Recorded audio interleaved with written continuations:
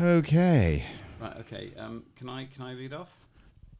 You want to lead off? No, just the pre lead off. The pre-con. Put your headphones on. God, no! Put your oh no! Put your headphones on. Hang on. Put your headphones. John, put your headphones on. Put your headphones on. Right. Now then. That's it. Because we will make America great again. Oh, God.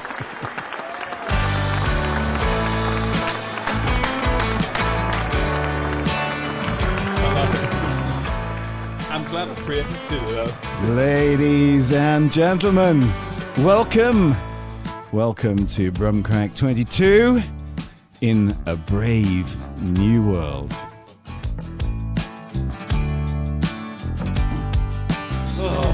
The stunning victory of Donald Trump, the landslide victory, including the popular vote, which no American president has won since George W. Bush after 9/11 as well. Anyway, we'll be talking a lot more about that later. But for those of you who are new to our show, my name's Mark. I'm your host, and here's John, your co-host. Hello. The sort of main thrust of these things is we're both old farts, and we have a lot in common, but we differ very much on the political side of things, as you'll no doubt discover as the evening goes on. But we, like I say, as we should all acknowledge, with regard to life and politics, we all have much more in common than we have difference. So we've been going 22, this is our 22nd episode now. We're going over a year and we're gradually getting slicker and better, and our set is gradually improving and starting to feel older. See what I did there? Starting to feel older. Yes, well, age, unfortunately, is just one of those things we can't avoid. And it's one of our subjects later. We did touch briefly on very dangerous ground. In fact, that was the name of the last podcast, where we discussed very briefly. You don't even mention the name. No. Never again. No. Women's issues. Women's issues. Because we have the right to talk about it. Men's issues as well, mate. Because women aren't the only ones that suffer with. No, but we suffer. Yeah. Quite anyway, vicariously. We've been very lucky, and we want to share with our audience because you are very, very loyal, and many of you know us. Nobody grassed us up. And for our nobody listened. Nobody listened. No, you always keep track of the figures. We actually have good viewing figures, don't we? But anyway, nobody grassed us up to our wires for the last subject, which seemed a much more reasonable subject at the time because it was the end of the show when we'd been drinking. The alcohol was, and now I'm just going no. But we have a good subject for this evening's later. Yeah. Anyway, you did mention that our listening figures are good, and I can tell you that they are better than you think. We have reached some singular personalities along the way. Seriously? And I have a celebrity endorsement here. Here we go. Which I'm going to play. Oh God, no! I think Brumcrack. Listen, folks, you got to hear about this. It's a really great show, really great. You got to go listen to it, okay? It's called Brumcrack. Comes straight from Birmingham, England. Really, really great. It's got two hosts. Marky's a terrific guy, smart, big supporter, loves America, probably one of the best.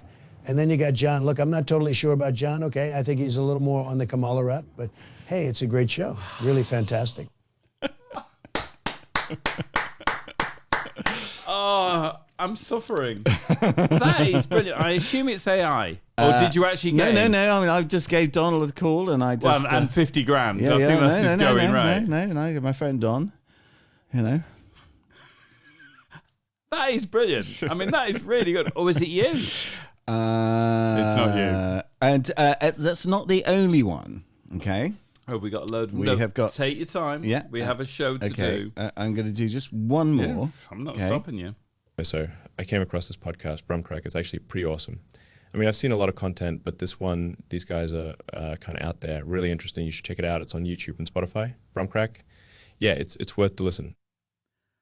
It's brilliant. Elon. My mate Elon. No, it's absolutely brilliant. And what I like is the irony that he's the very guy who's one of the main guys who's developed AI. My mate enough Elon. You can spoof him. My mate Elon.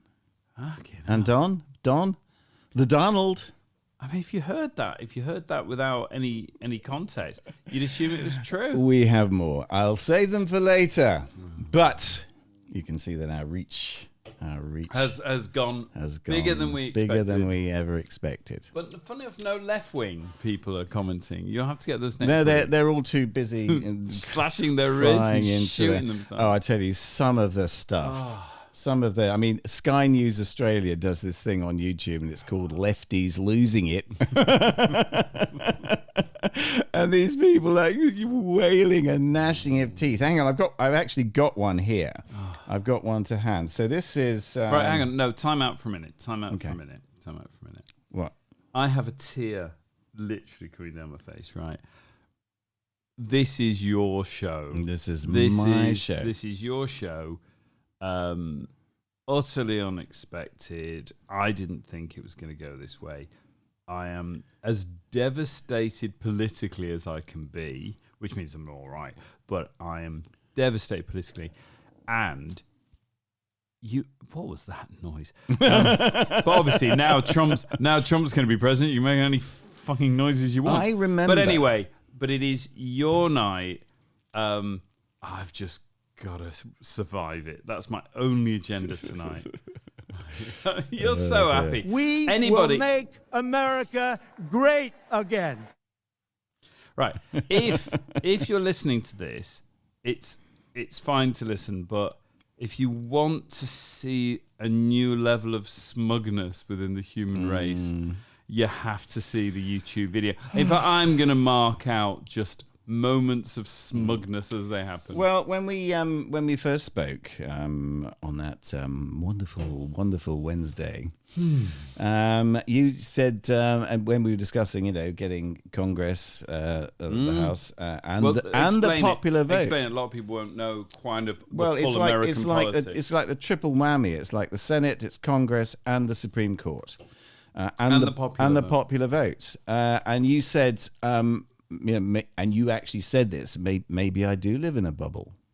No, I think that's true. But I think you also live in a bubble. The bubble merely says that we get information from people who think like us, which is a kind of normal social thing. But with social media, you do. I do. No. I read The Guardian as well. Yeah, but you read The Telegraph mostly.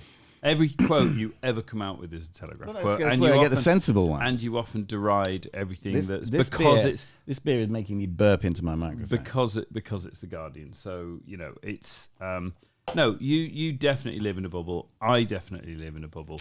What I think, and more than half of the American people apparently. Well, let's have these discussions. Anyway, I just want to on the lefties first. losing. I want to play this. It's going to stop Losing. this second. Are you going to put this up? Yeah. We'll play. It was a terrible night for women, for children, for the hundreds of thousands of hardworking immigrants who make this country go, for healthcare, for our climate, for our allies in Ukraine, for NATO, for the truth.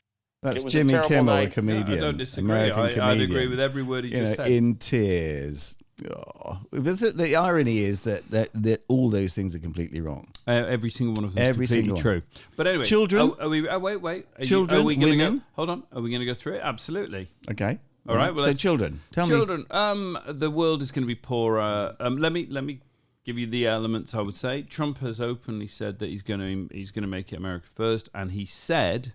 Again, he's a liar, so whether he does what he says, he's always questioned. Can I just say one thing? If you're going to say he's a liar, then you've got to back it up. Just don't throwing things like that. Let's deal with the substance. All right. Let's deal with the substance. He didn't rape that woman in the store. And a jury have found that he did. A jury that we normally support. Move on. You asked the question. I wasn't going to do it. Everybody knows that. Well, no. If I say he's a liar, and you go, well, if you're going to say he's a liar, you have to show examples. Hang on. And I give you one of the best examples, and you go, let's move on. Everybody knows it. And everybody voted for him. None of which makes it not true. It doesn't matter, You didn't John. ask me if they should. Right, look, okay. It doesn't matter in the least. Anyway, so come on, tell me. Well, I just did. And you Well, just children, went, no, move on. children, Oh, no, children. children, right. I believe that the right wing, and I believe that Trump will possibly impose sanctions and do all that. If Sanctions on whom? Sorry, tariffs. I meant Yes. tariffs, sorry. But on everybody, I mean, he said he'll put 10% on everybody. That's one of his pitches. That's what a lot of Americans who He's vote. never said everybody. I think he has. No, because, no. His main focus was Chinese electric car imports. hang on, and I wouldn't disagree with that. I think that's And what he has said is he wants them to set up factories in America. He said What's wrong with that? Hang on. He said everybody. I'm not. It doesn't automatically make everything wrong. He said everybody, which is why the British produced a projection, which is if he puts 10% on us, we will halve our growth. Right? That's what will happen if America puts 10% on us. I think we're talking about children. Well, and therefore they and we and everyone, protectionism will live. No, way. well, hear me out. Will live in a poorer world. So the first thing is economically. I think the wealth that has generally gone up in the world is because of free trade and the experience of trading. If he's going protectionist, and he is a protectionist American leader, this is all about America first. Forget the security thing for a minute. His economic view is to lever the power of America to basically fuck anybody, whether it's his allies or anybody. It's not to fuck anybody. It's for the benefit of the American Except economy. protectionism generally isn't, because they've done it before. The Great Depression was all about this. Yeah, if you put tariffs up, what do you think everybody else is going to do to American goods? America's a big enough internal economy. It doesn't really matter. It matters when a few percent change. Okay. Anyway, you asked me. So children. But that was my answer. that wasn't children. That was the economy. Well, there's children. There's also definitely the children of migrants who are going to be caged again. That anyone who voted for him accepts that, because he did it last time. Hang on, I haven't made it up.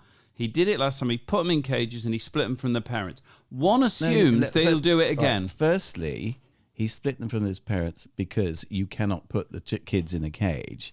The children, no one should be in a cage. The children were kept separately. But if you've got kept separately from their parents, but you want to stick the kids in the cage with the parents? You voted for this, Mark. Anyway, so you said children. So okay, there's children for you. So the children of migrants, the children Secondly, of America, American children. I don't see any. They are still American children. No, they're not. Yeah, they are. They're not. If No, they're mostly. illegal immigrants, they're not American children. They haven't been found to be because they haven't been processed. They're just going to be exploited. Anyway. And families will be rounded. I think the way he's going to go now, untrammeled, there will be, like in one of these dystopian movies, there will be vans going around, lifting lots of people and taking them into the desert. They're illegal immigrants. They're not entitled to be there. They're entitled to the rule of law. There's a legal way. Yeah, and he'll change all that. There's a legal way of coming in, and there's an illegal way. And if you support the rule of law, which you've repeatedly said, then you shouldn't be arguing that illegal immigrants should be basically treated. Hang on, treated from day one as American citizens. No, I don't believe that. I didn't say that. Well, that's basically. But I do. No, but then all these people get benefits and housing and everything. No, they don't that a lot get of benefits. Yes, they do. No, they don't. They work. A lot of Hang American on. Half of the jobs that get done in America are done. No, I'm not. But they don't get benefits, Mark. You know that. Illegal immigrants don't get benefits. Yes, they do. Well, they get housed while their claims are gone through. Yeah. And how many Americans? Right. How many American citizens live in trailer parks? Let me move on to this. He is, I'm quite sure now, going to round up millions of people with children and kick them out into the thing. And what's wrong with that? Yeah, and what's wrong with that? Yeah, it stops people. Do you know how many? I can't remember. I did hear the figure. How many children that had illegally, been brought across had disappeared? Well, completely disappeared I out of the system. I understand the real problem. Yeah, it's trafficking, it's gangs, it's drugs. Bullshit. It's all it's all. Trafficking is what right. Trafficking. Are you is saying what there's no Hold trafficking? On. Trafficking, though. Oh, we were attacking the traffickers. Tories. It's organised crime. Tories and the right are happy to watch people die in the Channel and drown to death. And if they said, we don't care about them drowning because we just don't care about... Hang on. Let me finish. You said Tories are happy to see people die in the... You can challenge it, but after I've got to the end, okay? Okay. So Tories are happy to see them die in the Channel, and they know politically they can't turn around and go, well, we don't care if they die in the Channel. We don't care if these children die. We don't care if these women die. We don't care if these blokes die, right? So what we'll do is we'll reframe it as just an attack on traffickers. We're not doing it to them. But Starmer's doing the same thing. Hold on. We're doing it to them. Incompetently. Hang on, you still didn't get to the end, but there you go. That's enough. That's what I'm trying to say.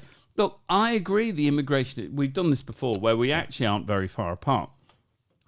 For instance, I mean, I've said to you and you've said to me, the principle of not letting them settle in the country, the principle of sending them somewhere else, so that there is a knowledge that whatever you do, you'll never get to unless your claim is successful, which is far more often than it sounds. But let's ignore that for a minute. I see that as a deterrent. I get it. What I want Rwanda. is no, So you're in support of Rwanda now. no. I didn't say that, and you know that because I have this basic issue. It has to be humane. It has to, What was inhumane about they Rwanda? went and shot lots of people who were asylum seekers there. Who did? 10 years ago, the Rwandans did. They're known for it. They did do it. Mark, I'm not making it up. Sorry, Yes, you are are you saying making I'm it up. factually wrong? You're factually Right, wrong. so that's something you can check. Right, that's fine. You can check that. So until you've checked it, take it that when I'm this certain I'm right. So anyway, back to the children. I want to go because we've got loads to do. So back to children. My view is there's going to be effectively a bit of a totalitarian state. I do believe that's what Trump's instincts are. He led an attack on democracy when he led the January 6th thing. He lies. He has no sense. Wait. You've done He's a lot of I'm going to stop. talking. He is a convicted criminal. You asked me about the children. I genuinely believe that America and the world is a darker, crueler place. You're It's a happy safer, with that. stronger No, place. you're happy with that, but it's a colder, inhumane, crueler place. not. And the people did vote for it. Yeah, the people voted for it. So that's the children. What else do you Well, want to I mean, say? you didn't actually say anything about children. You spoke generally about the demerits of Trump, but you didn't say anything that directly impacted upon children. Next.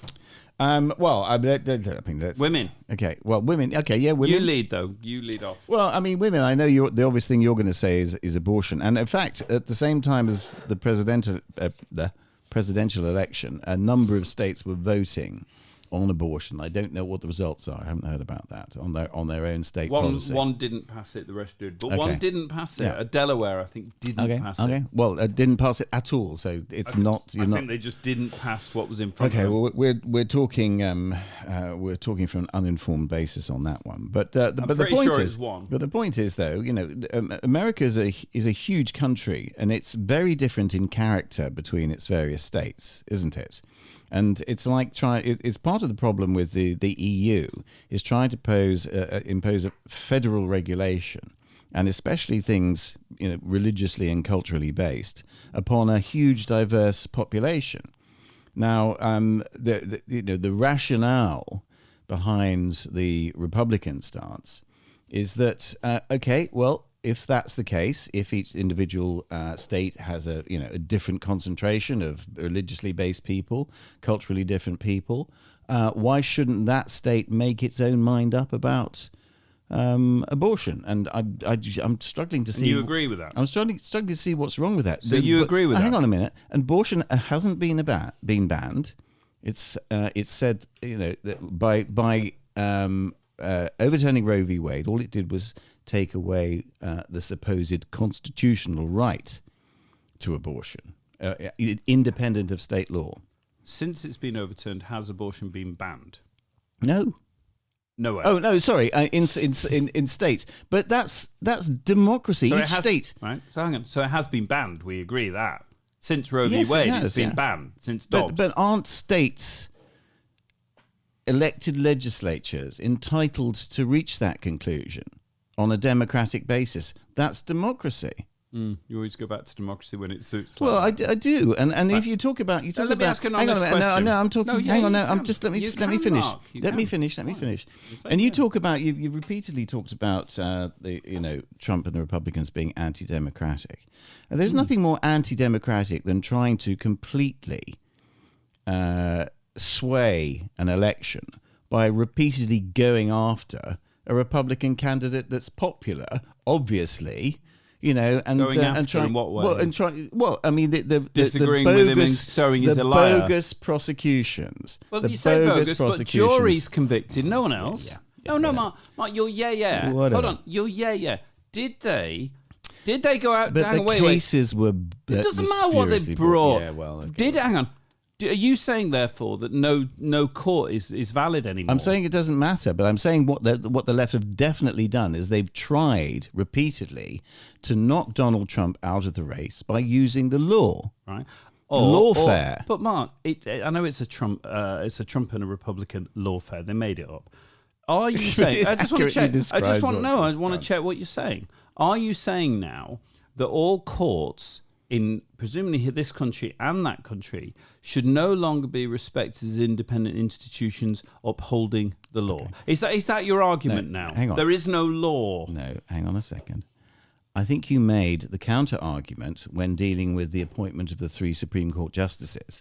You said that Donald Trump appointed them because they would overturn Roe v. Wade. So you're saying that the Republicans are using the law in their to their benefit, and all I'm saying is the Democrats are quite happy to do the same thing when it suits them. So answer the question I actually asked you.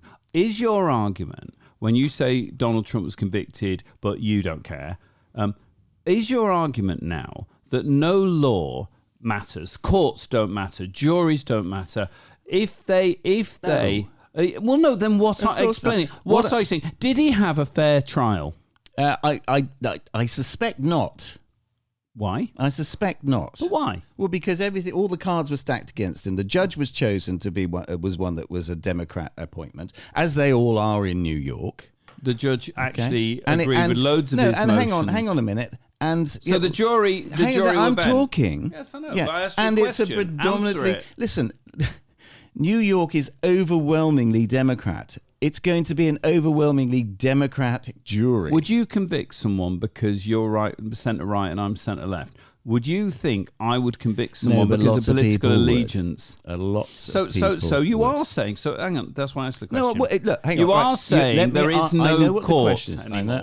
I know what the question is. What I'm saying is that in America, the justice system is much more political than it is here. So the juries are. They're not honest. Yes. They don't keep to their oath. No, they're biased.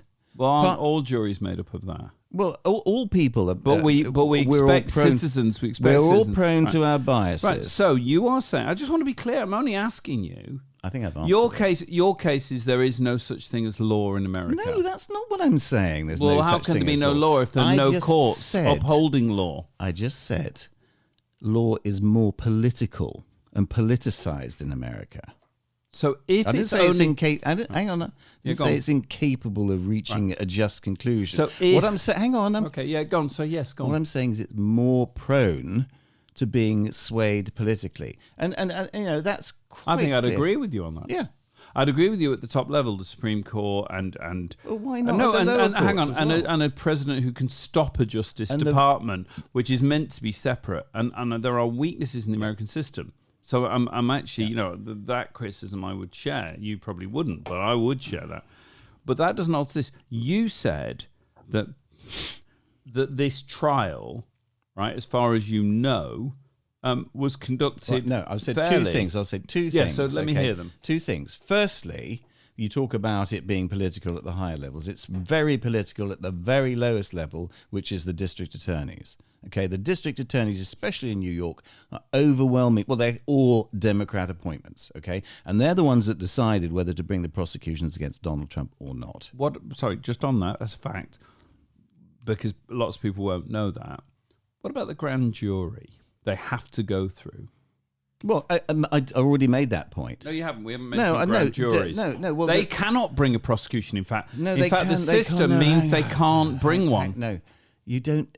Well, you obviously don't even know what a grand jury's role is. A grand jury's role is to decide whether there is sufficient evidence to justify a prosecution. So what I'm saying, 12 ordinary citizens all thought there was. No, it's more than that. It's actually more than that. I think it's a higher number for a grand jury. I think it's something like 18 or something like that. I may be wrong, and it may be different in various I was states. just making the point the prosecutor couldn't force it forward. No, they had to put it in front of a grand jury. You have to put it in front of a grand jury. And it's of people. It's a failure of Citizens. overwhelmingly Democrat voters in New York. So you're saying that Democrat voters wouldn't apply the law and the oath that they've said they'll apply, which is to look at the evidence. They're less likely to.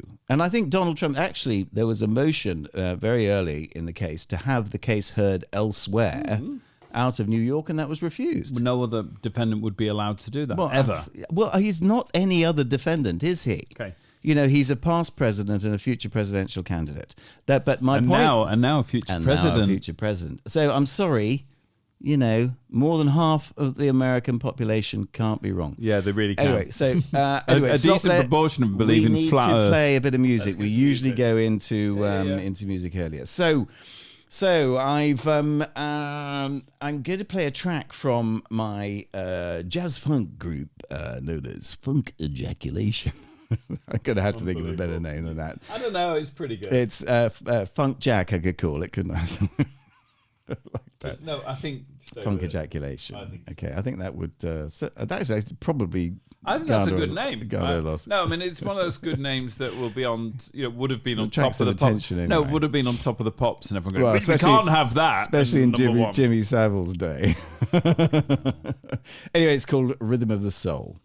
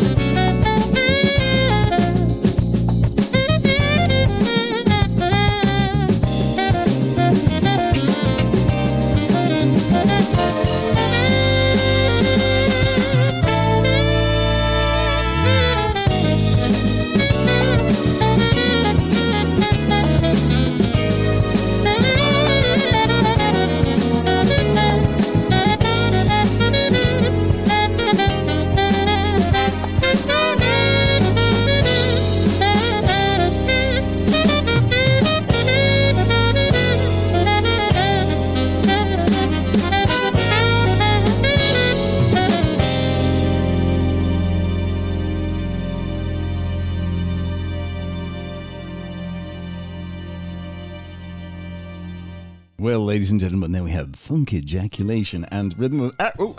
no. Funk Ejaculation I see the usual level of That's all right, I can cut that professionalism out. has returned to our... Funky. After your trailers that I thought were brilliant, I see the normal level of incompetence has returned. It took me fucking ages. It's a great title. I think it's a great title. Funk Don't give that Ejaculation one away. and the Rhythm of the Soul. Yeah. Great. I think the rhythm makers might be better. What did you think? I think it's really good. I really like that sort of stuff. I really like it. Again, it's just too good is the problem. Mm-hmm. But I did really like it. There was only one thing, and again, I would do this to any other track anyone would. It's a bit the lead stuff, the sax, the thing. I think was just brilliant. Yeah, superb. What can you say? Improvisation. And the overall stuff very, very good. It's almost the middle was a bit.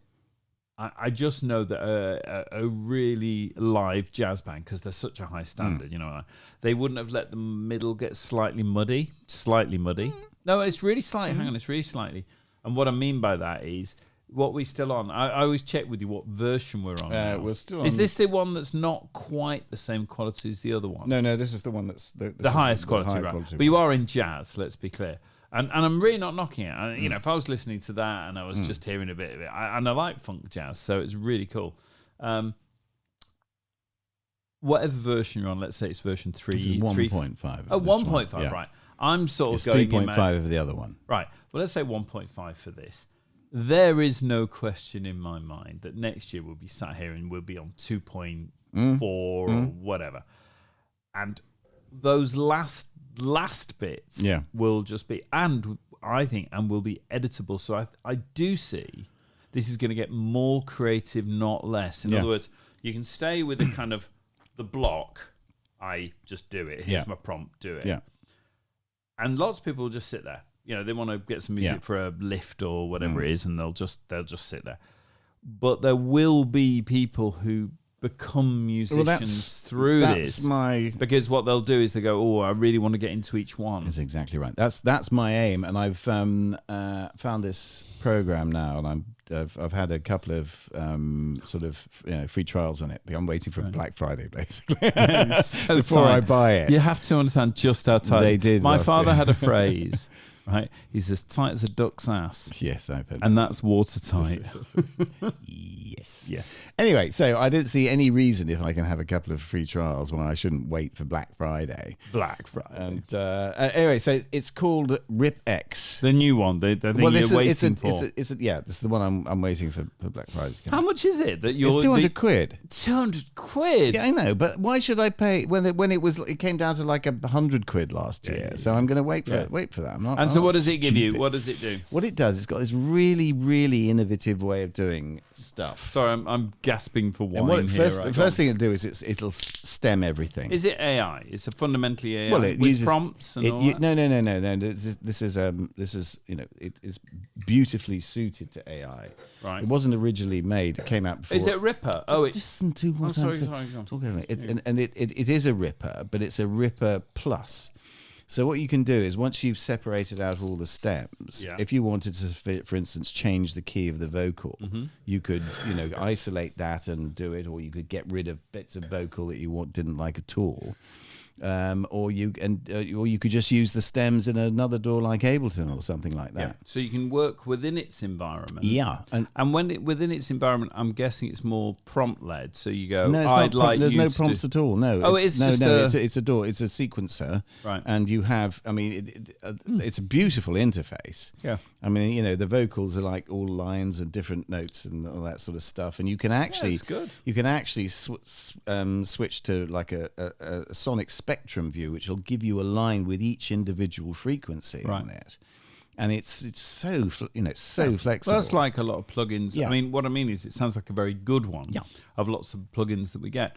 So you'd say it more as a partner to AI to generate so far. It gives and me then the go means into production, to tweak it to what I want to get rid of vocals. Well, that's music.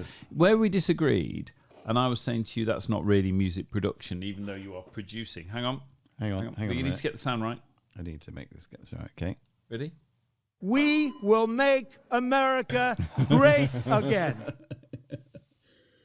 You really are a twat. Thank you, John. Thank you. I'm glad. Thank you for the ringing endorsement. Thank you for the ringing endorsement. Anyway, no, I think it's interesting because we had a debate, about the term music producer, and I was clear that I was using more the historic term, 20 years, historic term, which is someone who really works with live artists and then helps them produce their best initial content and then wraps it up into the sonic sound that we finally get. That's a music producer. And I don't think AI at its most basic is that. No. But it sounds like you're blending towards that. In other words, your AI is your base. Yeah.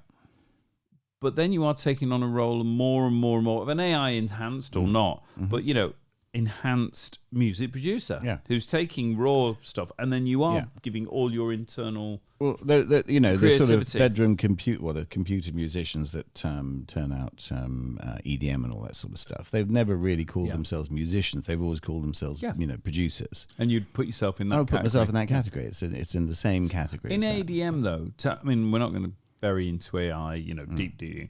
But am I not right that they still, most EDM, I understand, still produce a beat? They produce a beat. They physically produce a drum beat you or whatever, can or do, beat. or they will you have can a pull in loops, sample, loops, and things like that, and build yeah. up from And that. what's the difference from that? Yeah. What's the difference? An AI loop or a pre-recorded and loop. you can take what's any song, any AI generated song, and split it down into samples and loops. Now you loops. can. You can. I mean, yeah, when yeah. we began this discussion, 7 months. I mean, it must have been only about 6 months ago. We began really talking about this, didn't we? Yeah. In that time, I know at that time there weren't stems. You gave a prompt, then you gave another prompt, and it was getting better that you could recycle until you got what you wanted. Yeah.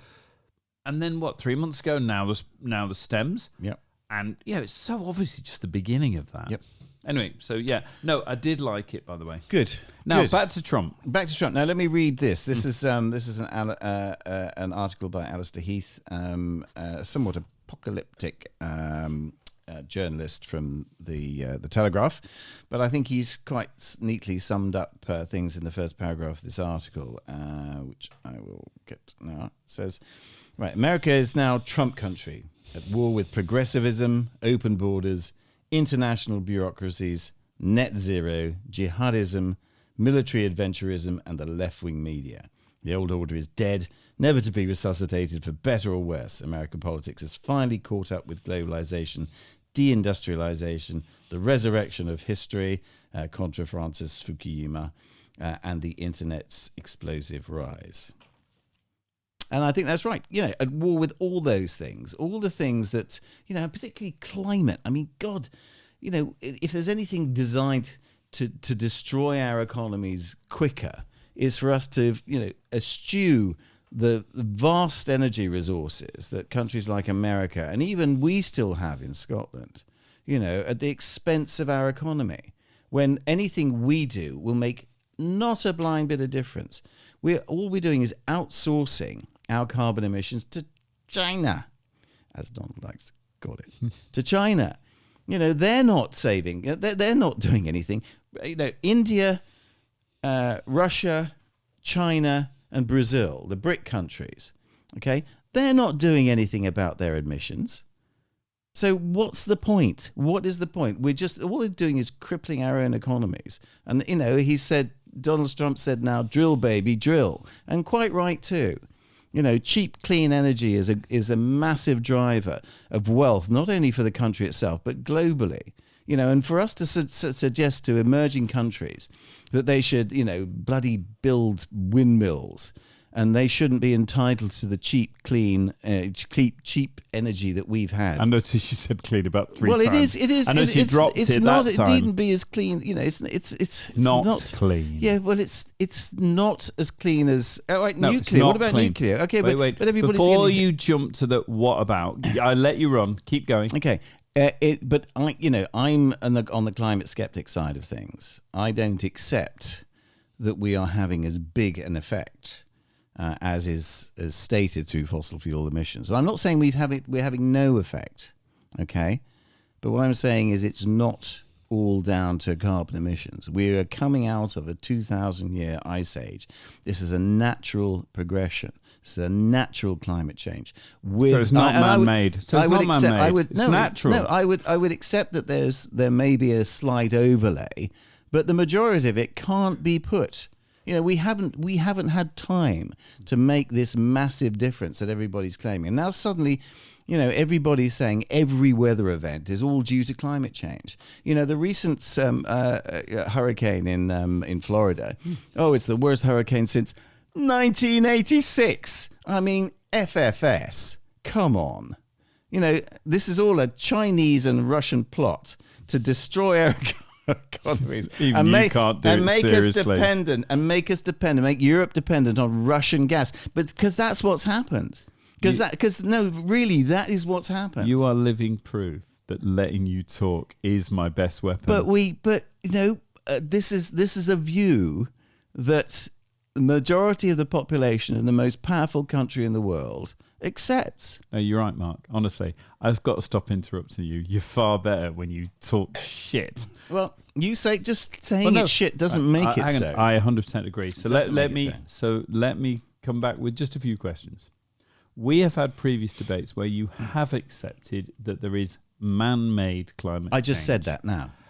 in that statement. At the very, very bottom of the list. No, I accept there is some overlap. Right. But the point that now I get a few hang questions. on, let me just right? put that. Yeah, you do. Yeah, But let me go on. put that into context, okay? And if it's right, okay, if we're making a significant effect, what we are doing in the West is a drop in the ocean compared to the BRIC countries, and nothing we do is going to change that.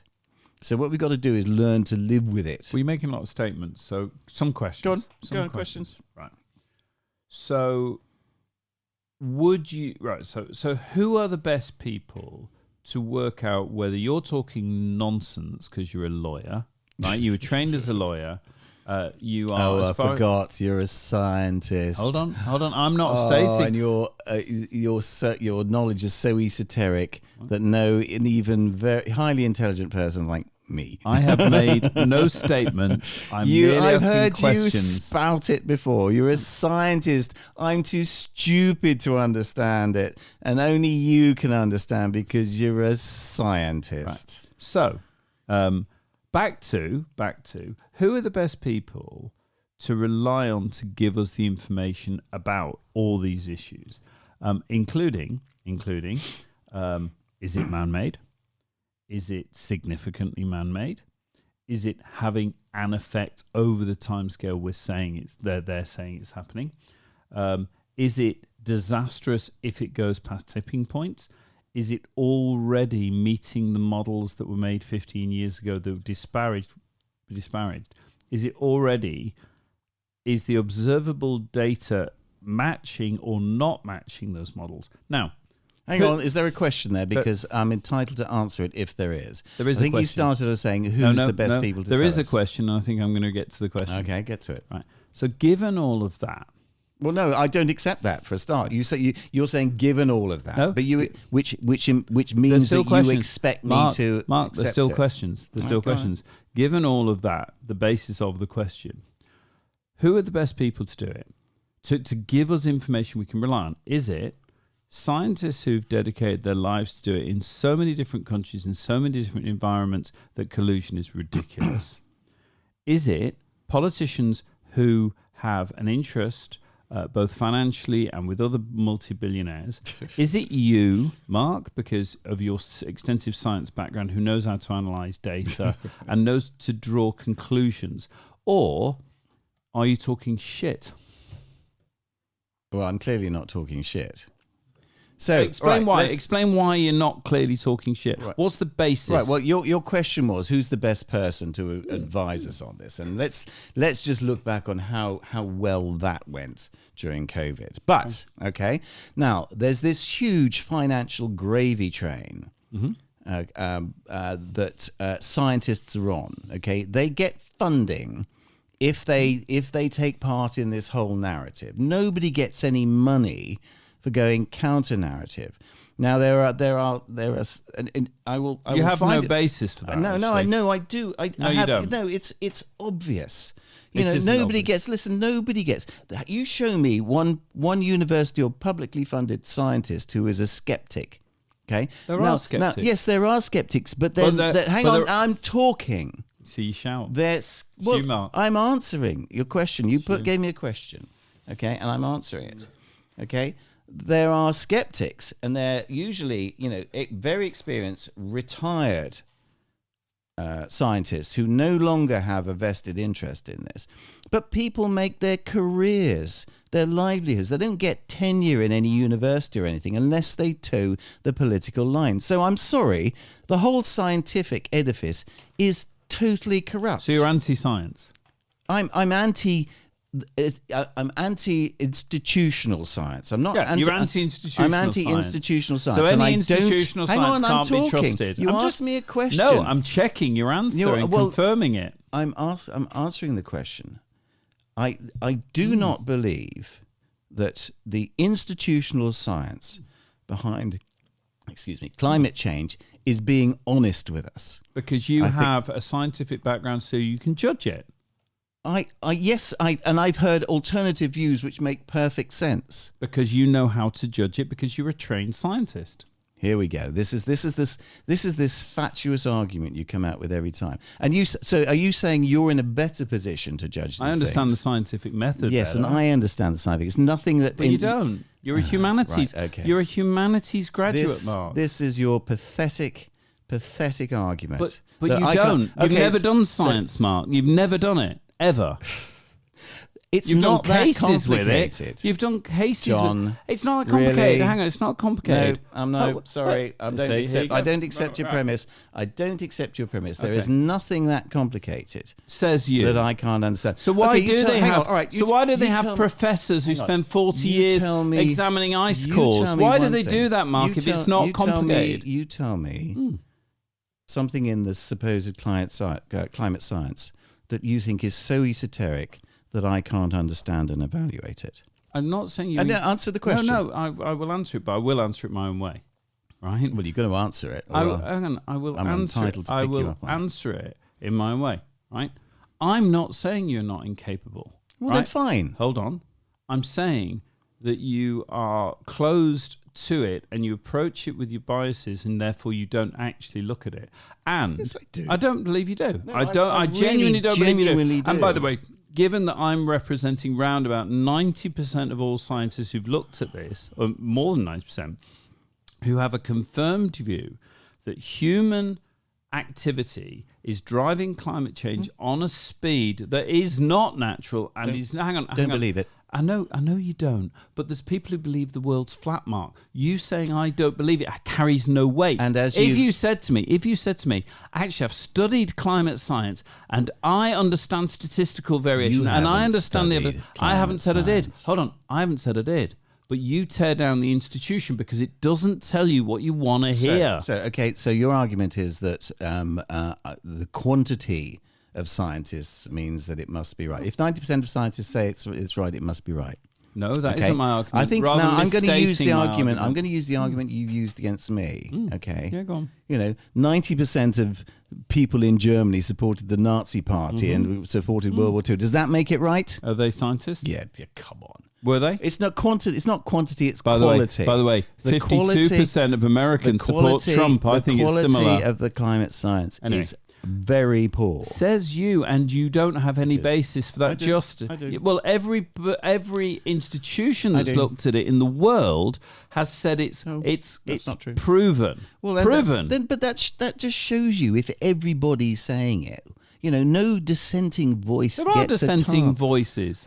Anyway, so we move on. Moving on. So basically, what we can agree, and this is probably the only thing, Trump is going to walk all over it and push emissions way higher because he's going to, as you say, drill, baby, drill. And here's the Not interesting gonna make thing. a You damn think that's bit a of good thing. difference. Not going to make a damn bit of Anyway, difference. right, we've done climate. Let's go. Okay. All right.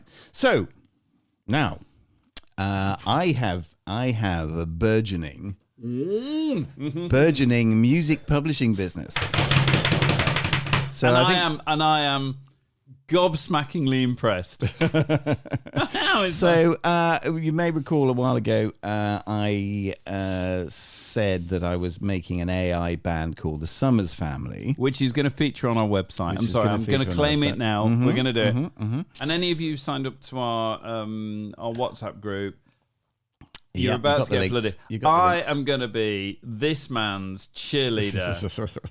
Thank you. That's very, very. I'm very good. absolutely going to. So I published probably about 2 months ago now an album called Southern Nights. You didn't publish it. The band played it. Oh, the band, yeah. And yeah, what was so- her name again? The Holly, daughter. Holly. How old was Holly? Holly's 25. She's 25. And what does she look like, Mark? She's blonde and pretty. And when you say pretty, in what would you say a In natural a all attractions healthy, all-American Trump voting way. And can I just check? Did you make her? I did make her. I also made her husband, yeah, Kurt. yeah, but and I you're- also made her father-in-law, Yeah, Waylon. but you can sneak past them because you designed them to be able to. I designed them all. Anyway, She doesn't look that much like Claire. Sorry? She doesn't look that much like Well, Claire. she's like kind of the same, out of the same mold as Claire. But Oh, listen, so she does look the same as I'm Claire. sorry. I'm not looking at this in any sort of... No, you know, I don't know why. Why are you focusing on her? I want to talk about the band. You're the one that's focusing. So anyway, I published this, and Anyway. I sort of kind of forgot about it. And we all really. said it was good. Hang on. You yeah, played no. this before, haven't you? I think Previously on our podcast, you must have done. I think I might have played this track? this particular track. Yes, I have. Right. I think I have. But played before it. we no, play- in fact, I don't think I have. You haven't. No, I don't think And I have played. it's the track, because Right. we know what we're talking about. We're going to get onto it. No, I've Is played. this the track? This is the track. Let me just explain. Let me Yeah, just yeah, explain. So I hadn't looked at it. I went through DistroKid and all that, and it's on Apple Music and it's on Spotify. And I kind of just forgot about it. I thought, I'll go and have a look and see what it's doing. And a little over a week ago, I checked, and it had made $1.65. And he came to our party, and it's very important to know, because we highlight local music. We got people like John Sandilands on, who's a great musician. And I think we're going to get Natalie and John on. By the way, I spoke to Natalie. We had a bonfire party. So I think we're going to get Natalie. And I'm in the scene, and Mike Madden is in the scene, and John's there, and whatever. The banks. That is $1. How many cents? 65 cents. $1.65 more than anyone I know who's ever been paid out by Spotify, right? But there's more. There's more. So that's a week ago. It's not even. It's a week ago tomorrow. Was it Friday night? We went. Yes, Friday night. So in the intervening week, and that was something like about 450 streams. Yeah. Interestingly, more on Apple Music than They Spotify. pay a bit where better. Maybe so. But in less than a week later, that has now gone to over 1,000 streams, with a grand total of $5.96. So That is, I mean, on one hand, it's laughable because how little, and that's through musicians. That is the most I've ever heard anybody getting paid. I don't know. And you can break it down to where the streams come from, and it's everywhere from Denmark, Thailand, the Philippines, lots in the USA, as you might expect, but all over the shop. It's a good. The one you played was a really good track. So why don't we hear? So this one? is the one that I liked, obviously, because I put it on the thing, but I didn't think it was the best track. But this accounts for nearly half of the streams, and it's called Barstool Confession, sung by Waylon Simmons. Dusty bar lights, dim shadows, don't lie. Whiskey stains, memories blurry in the rye. Neon signs flicker, clinging to pride. Bar stools creaking, secrets they can't hide. Old man bartender smirks, no surprise. Half-broken dreams found in sunken eyes. Love lost looks found, it's all the same. Counting regrets, playing loser's game. Confession on a bar stool, spill it all out. Heart full of sorrow, so covered in doubt. Truth hits harder than a juke's loud shout. Drunk on regrets, the pain ain't no cloud. Young buck in the corner, fear in his veins. Chasing fame, but it's all in vain. Guitar case open, dreams fall apart.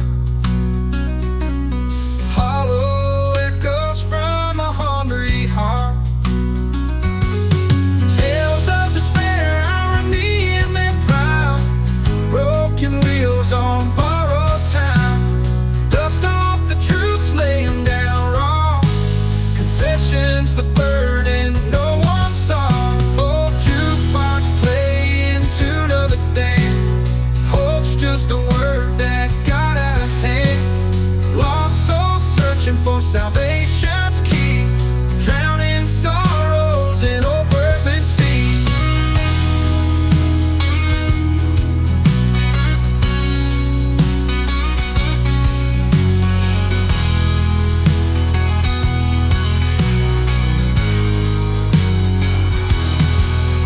Old jukebox playing tune of the damned. Hope's just a word that got out of hand. Lost souls searching for salvation's key, drowning sorrows in old Bourbon Sea.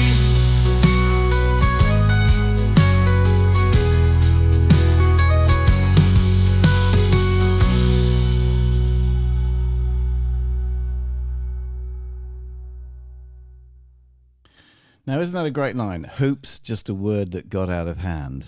I think that's... So, I mean, the lyrical side of this stuff is... Some of it's just amazing. No, it's so good. I'm surprised. I was listening to it going, you're going to come back to that chorus. You know, the chorus was great. And I think there's only one. I mean, it's a bit weird. I'm just saying, I was waiting for that kind of sing-along. You know, it's such a good song. And it pulls you along. And then there's that second verse, and at the end of the second verse, I'm just expecting it to bring you back. Yeah, I think to that's the a bit chorus. too upbeat for the signal for the subject. Oh, But anyway, and there we I'm go. saying, sorry, I'm only giving you my reaction to it, and that, you know, again, it's not in the sense of criticism. It really isn't. No. But it's like going. It's just interesting. I'm just. Why didn't it go back there? Because it's almost like a set of verses, and you can do that. You can do that. I just thought it was interesting. Anyway, certainly on the way in, that I was just sitting there going, you know, you saw my face. It was just like, oh, for fuck's sake, what's the point in doing it anymore? I know why you picked the other song, though, because I think the one you played, and I don't mind playing it again if you played can it cue for it you. up. Yeah, but I remember you playing the ones that you'd done for them. Yeah. And I kind of I would have thought the other ones would have done it. But Yeah, well, I the reckon, same as me. I didn't think that this would be the one. so this is like 1,000 plays.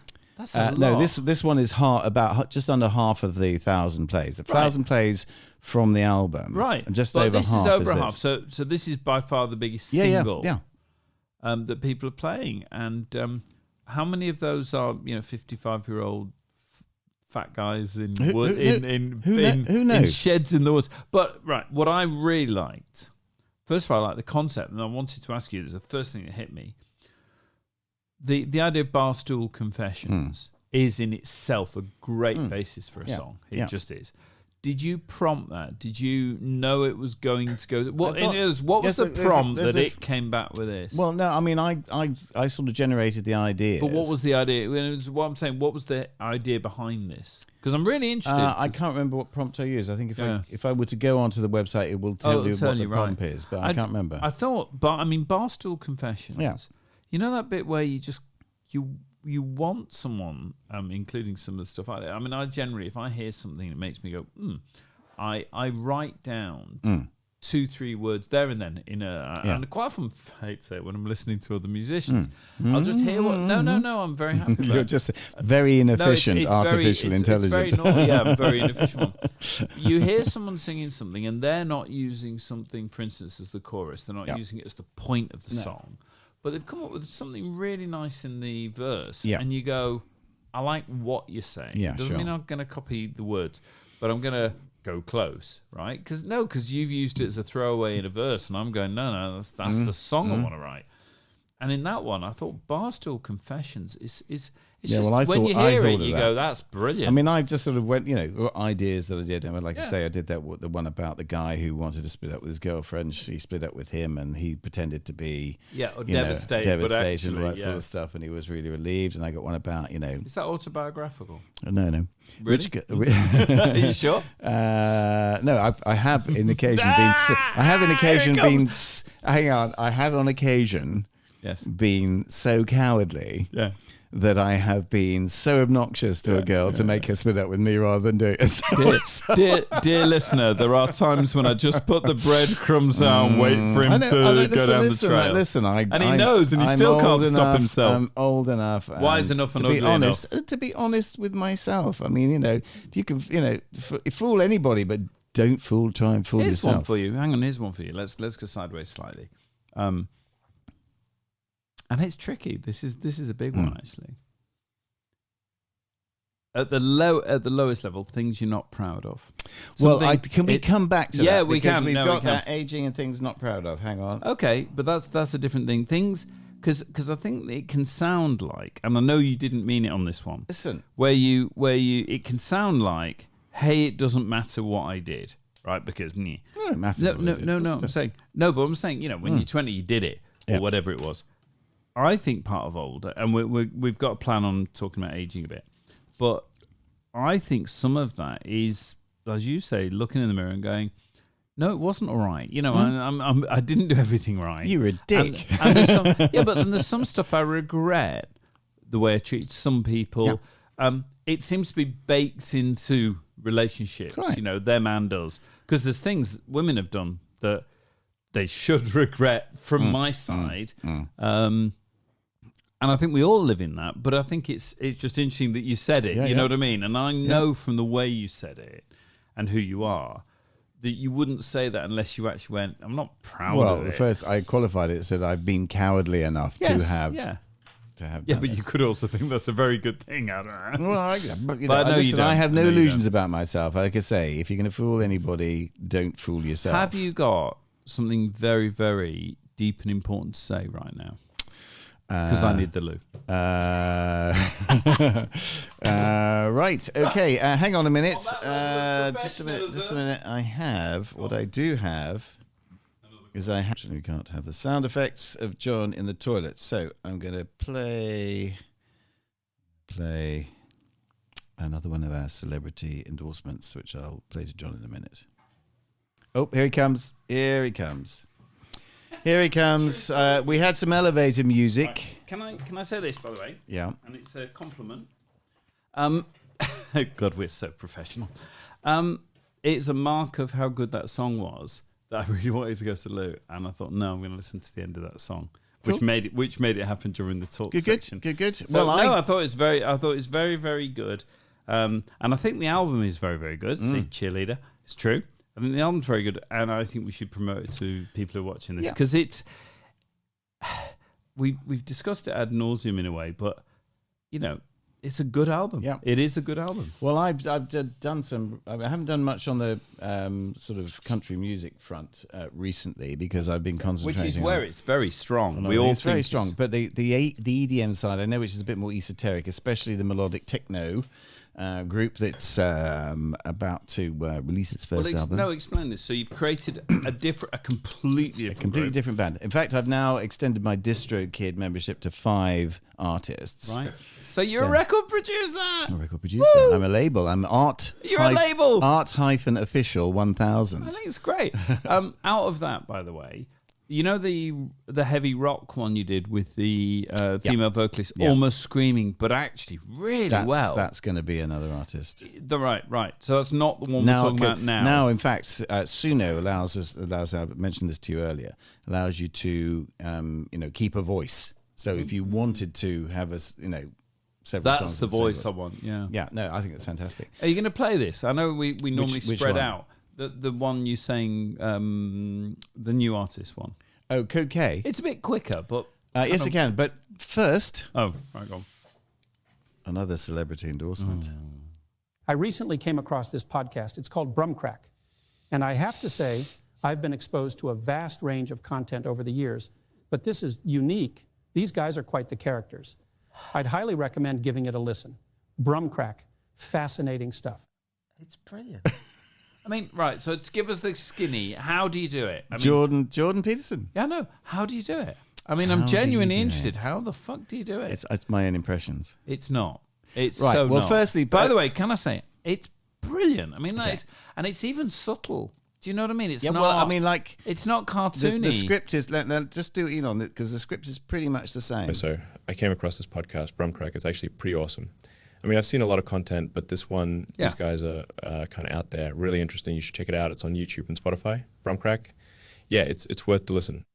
But when we were all worried about deep fake, I mean, that is brilliant for audio. That's fantastic. Well, firstly, I mean, it's slight technical difficulties, because I had to. It's actually. I can't remember what it's called now, but it's a website where it'll generate a little video. The video's not great. It's like fuzzy mouth. But then you rip the audio out. I had to rip. That was a technical problem in itself. But there we go. I did it. But the trick was, the difficulty was getting the phraseology and the pace of the. And you have. Right. I mean, that is spot on. But Go on. how I did it was with AI. No, I understood I got that. AI to Yeah. say, look, this is what I want to say, and I want to say it in the. But I thought you can't say. I want AI. I want you to say this, but I want you to say it like Elon Musk. I thought they. No, you can do that. You fucking can. No, you can. Yeah, absolutely. I want you to do it with the Elon Musk voice. Yeah. So, but I had to get and idiom. I had to get way. I had to get the phrase. No, but it's a two-step approach. First, I had to get the script.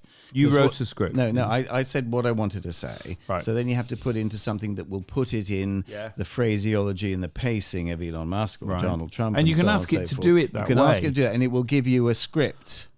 And then you feed that into the voice synthesizer. Wow. And that will do it. So you use two different AIs. Two different AIs. But Mark, I mean, it's stunning, isn't it? I know. I mean, that is, and by the way, I obviously don't believe you used AI. given what we got, Trump, Jordan Peterson, and Elon Musk, I've got one it's more for you. obvious that they're your buddies. I've got one more for you. Dude, I've just found this amazing podcast called Brumcrack. Listen, I've been podcasting for years, but I've never heard anything like it. These guys are wild. You've got to check it out. It's on YouTube, Spotify, Brumcrack. Go give it a listen, seriously. Joe Rogan. I know, no. So, I mean, if my friends. Right, we talk about musicians shooting themselves with this shit. I mean, you wouldn't even want to start being an impersonator, would you? You know what I mean?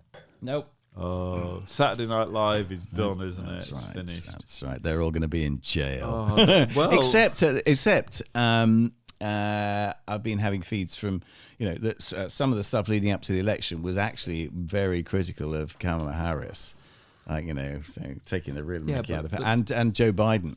Here's one. Let me just flip it. Given that you have attacked institutions generally when they don't say what you want, BBC, the BBC, Well, they climate say what they don't change, believe, whatever, right? Don't you think it's interesting that the satirists, have I got news for you? 9 o'clock news, whatever it is, have I got news for you? Not that, okay. Private Eye. Don't you find it interesting and healthy that they've been attacking the Labour government? In other words, that satirists... They kind of have to, really. It's been a bit tepid. Well, that satirists attack what's out there. And don't you think... And they should do, but when you see critical BBC articles about the Labour government, was it the accepting gifts was the first one? We kind of missed that. No, and all the media, but really. all the media pretty much hit that. It was all a bit soft touch, really. Well, so what you're saying is you can't concede. You can't go, I was wrong. What's actually happening is we have a healthy democracy where satirists and commentators look at something and attack it, and actually it's about even. Not so far as the BBC is concerned. Certainly not so far as the legacy media in America is concerned.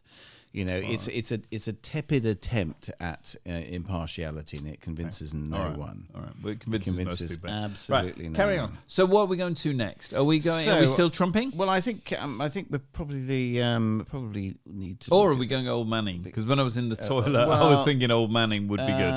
I think that's probably towards the end. We want to talk a bit about Kemi Badenoch. Do we? Yes, I know we do. I put it down, but do we? Well, we both put it down. Who is she? Kemi. Most people don't know who she is. Well, when I first said her name, you said Kenny who? Because I don't assume gender based on Kemi. I think it could be Kenny. Right, go on.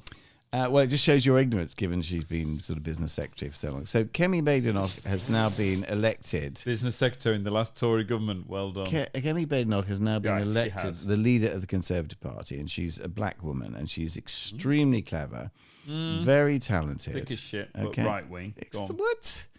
Pro-Brexit, the worst thing that's ever happened, and thick as shit, but crawls up people's asses so she gets a job. You have absolutely no basis upon which to make that racist remark. That wasn't racist. Of course it was. She's a black woman. You criticised her. No, I'm sorry. You criticised her. She's a black woman. Stop being a snowflake. Well, that's exactly what the left does. No, carry on. Any criticism of anybody who's of colour is instantly racist. Okay, well, according to you. But I've got my Kemi Badenoch's 6 most controversial comments, and I've got another one from two different sources. Good. So yes, good. Right. So can I throw a few at you? Well, no, hang on. Well, what I want to point out first of all, firstly,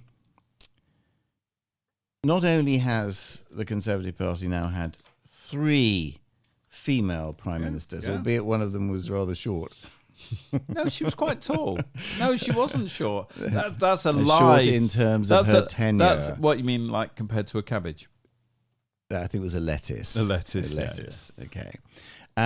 But we now have a black woman leader. Okay.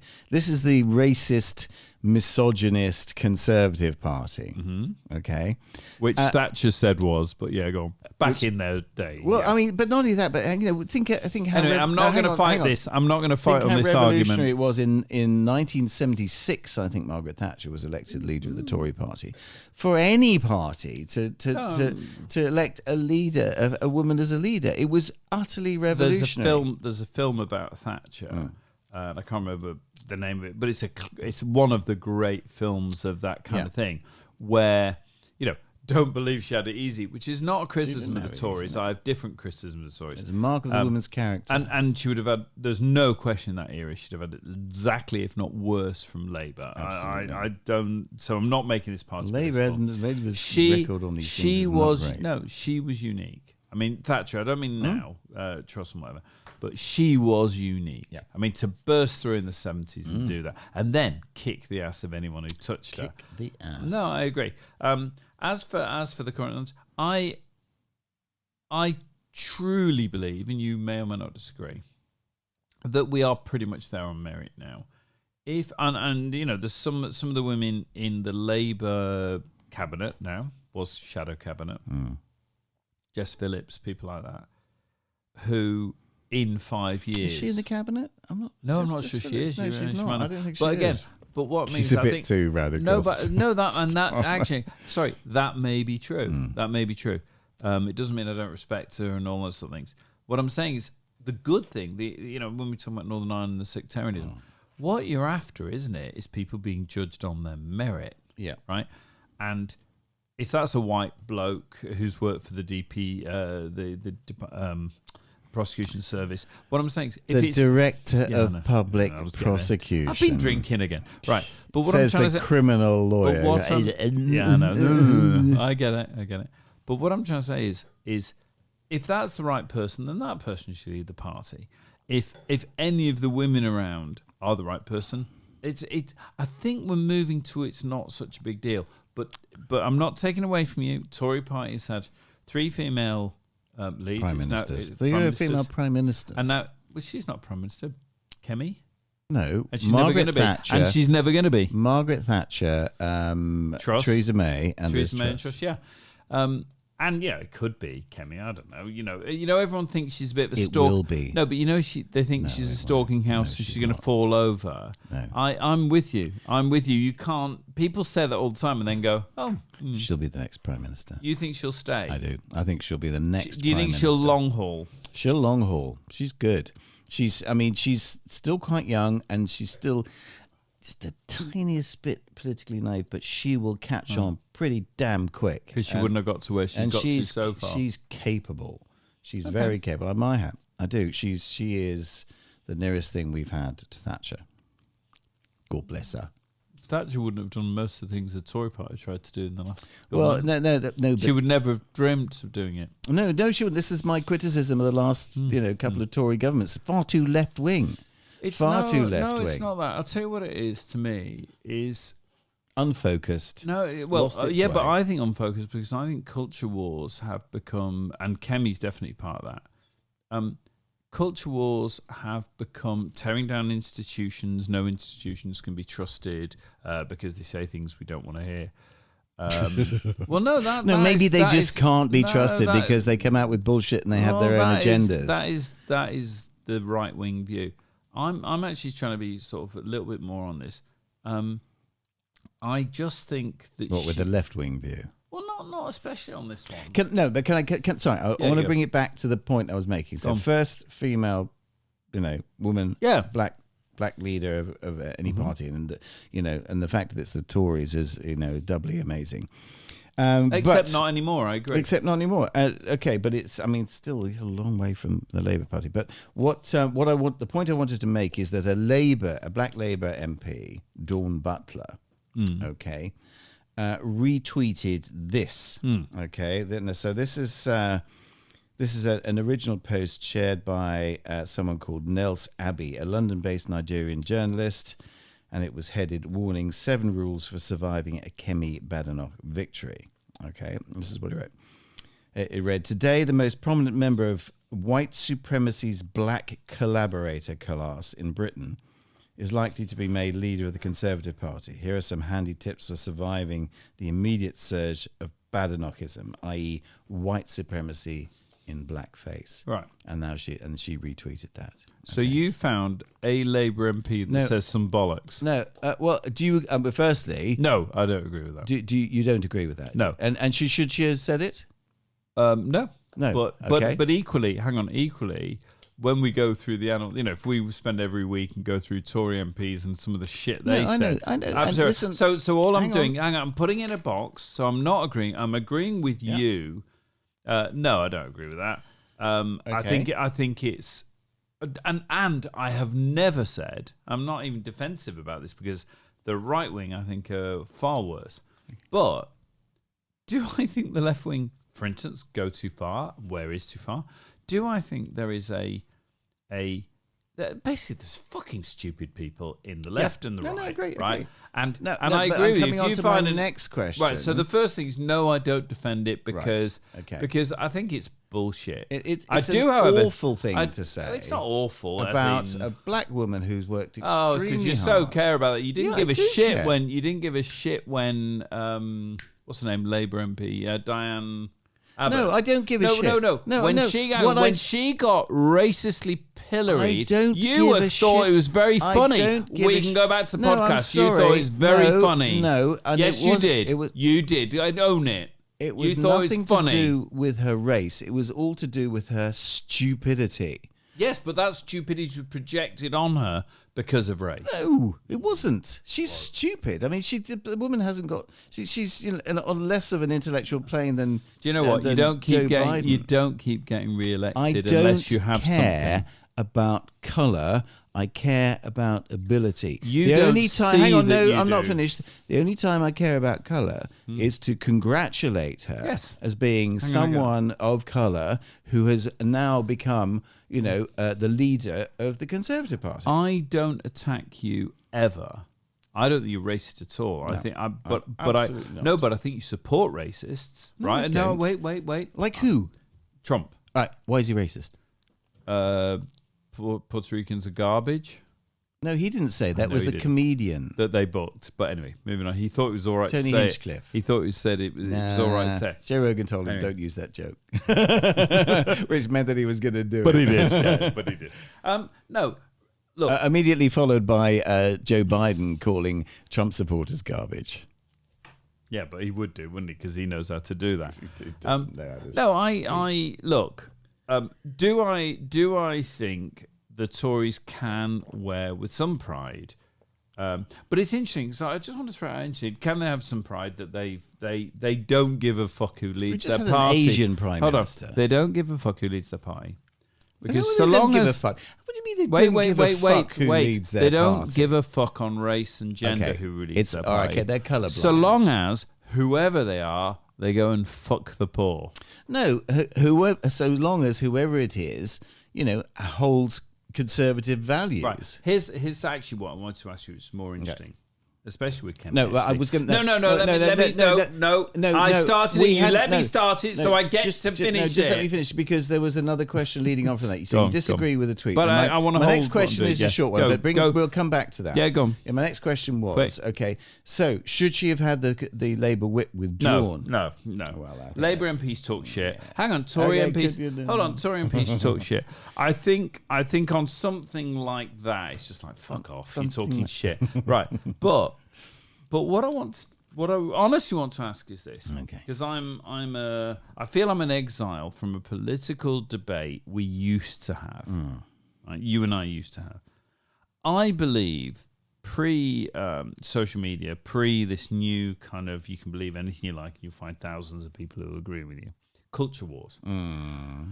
Labour representing working class, whatever, however imperfectly, and Tories representing business class, which wealth generators, right? You know, whether it's capital or whether it's business, right? That was understood. And we fought like fuck. Who has the power in that relationship, and who's going to ultimately benefit most people? It was a proper right-wing economics, left-wing economics argument. That's what we grew up in. Thatcher, right? That's what we grew up in. I don't understand what the right stands for anymore. I know.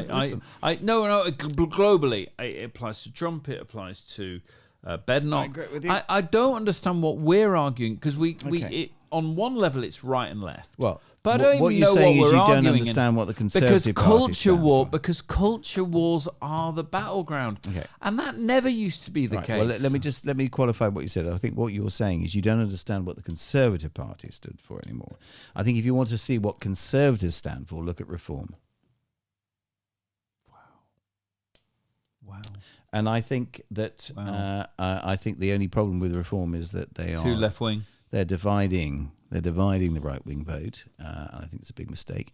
I think we could well see the situation following the next election, where we have a coalition between the Conservative Party and Reform. So we'll have vans going through the streets, picking up people and deporting them. Yeah, let's go for that. Sinking boats on the way in. No, but let's go. No, come on. No, but I'm sorry. If you've got illegal immigrants who are not entitled to be here... Well, actually, we have different laws. We have different laws. They are entitled to come here, as you well know. Right. Because you're a lawyer. You know, so don't lie to people. Okay. You know they're entitled to come here by any route they choose. They're entitled to come here. And then should be processed. And then should be processed... And quickly. In Rwanda. I'm agreeing with you. Hang on, I'm about to come in with you. I think, and even Starmer's going that way. Processed. There should be a legal process. Of course, there should be. Let's widen it into a genuine discussion. Let's just drop, brief. Yeah, no, but let's drop the. No, because I think this is. I think it's just interesting, and unless you agree with open borders, and I don't know anybody on the left who actually does. If you speak to anyone on the left and go, "Do you believe we should have completely open borders? Anyone can come in?" I don't know anyone who says that. Far left. And the left, no, anyone. Well, maybe the far left, but you know, they're crazy. They're not crazy. They just have a view, but it's not a well-held view. If that's not the case, I'm the first person saying, this is why it's centre left rather than left. I'm the first person to say, well, once you accept that we shouldn't have, whether it's fair or not is a completely different issue, you know. But if you don't believe there should be untrammeled immigration, a lot of shit comes with that decision. And the right wing are inherently comfortable with that moral shit. They're inherently comfortable and go, well, if I believe that, this follows. And therefore I will do... People might, left wing especially, might say bad things, but we just all agreed this. I'm going to do that. And I actually, honestly, I understand that. It's the left wing's failure which may actually hit the Kamala Harris thing. If you turn around to people and go... I think there is a line here as well, but let me just finish on your point. If you do it, then you have to come up with a credible, honest policy that says the right wing can't have it. We agree with the citizens that we don't want untravelled.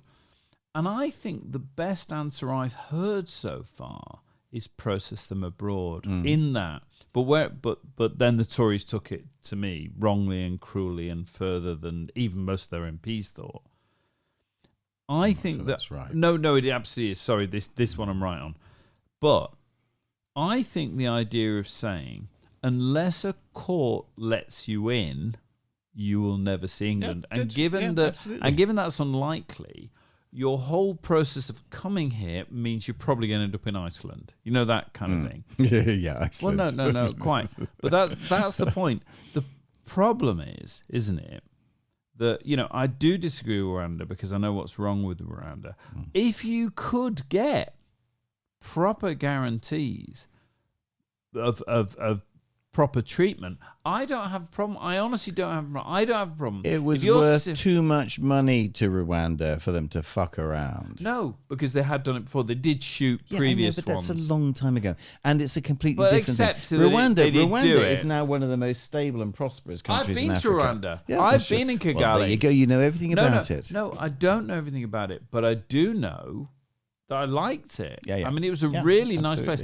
And they confronted something that we never confront, which is the genocide that went on there. Yeah, they did. But they also have, as many of those countries do, and you wouldn't almost expect anything else, quite authoritarian governments. And they have shot previous ones. They have. I know. No, they have. So what I'm saying is the idea of balance. Their path to stability and prosperity has not been totally smooth. Oh, by the way, I mean, in fairness to them, because I actually really, really enjoyed my time there. Yeah. Hang on. You have to understand the politics is relatively complicated because you know when you hear about them being quite authoritarian about insurgent groups. Yeah. You have to understand they're the insurgent groups that did the genocide. So whilst the government are behaving certainly outside of our social norms by a long way, it is in relation to believing that there's a fucking army about to go and do it again. Sure. Right. Good. I'm going to play another track anyway, now. I'm sorry, go on. Do you want one that I really, really like as a relatively new one over the last couple of days, or my latest Summers Family? It's a difficult choice, mate. Do you know what? There is only one answer. Both. Okay. But you may have to split by 10 minutes or something. Yes, we will. Yep, but I want the Summers Family. Well, I'm going to pay that next, and it's another one. This is my the idea for that song was about a country boy who's found himself working in the city, and longs for the country. But one of the generations I liked that didn't make the cut melodically came up with a great line. Was sitting with people wearing suits and lies instead of suits and ties. I thought, my God, what a great line. Anyway, one of the things that's killed me is that suits and lies. No, we talk about AI from a melodic point of view and just production value and all that. What kills me, I mean, genuinely kills me, is when it comes up with lyrics and you go, "That's fucking great." Yeah. Suits and lies. Fantastic. Suits and lies. Fantastic. And hope's just a word that got out of hand. I mean, I love that. Anyway, this is kind of again one that doesn't really fit into my my sort of stable of artists. Your milieu. Yeah. Is it milieu? You're good at milieu. Okay, it's called Echoes in Twilight.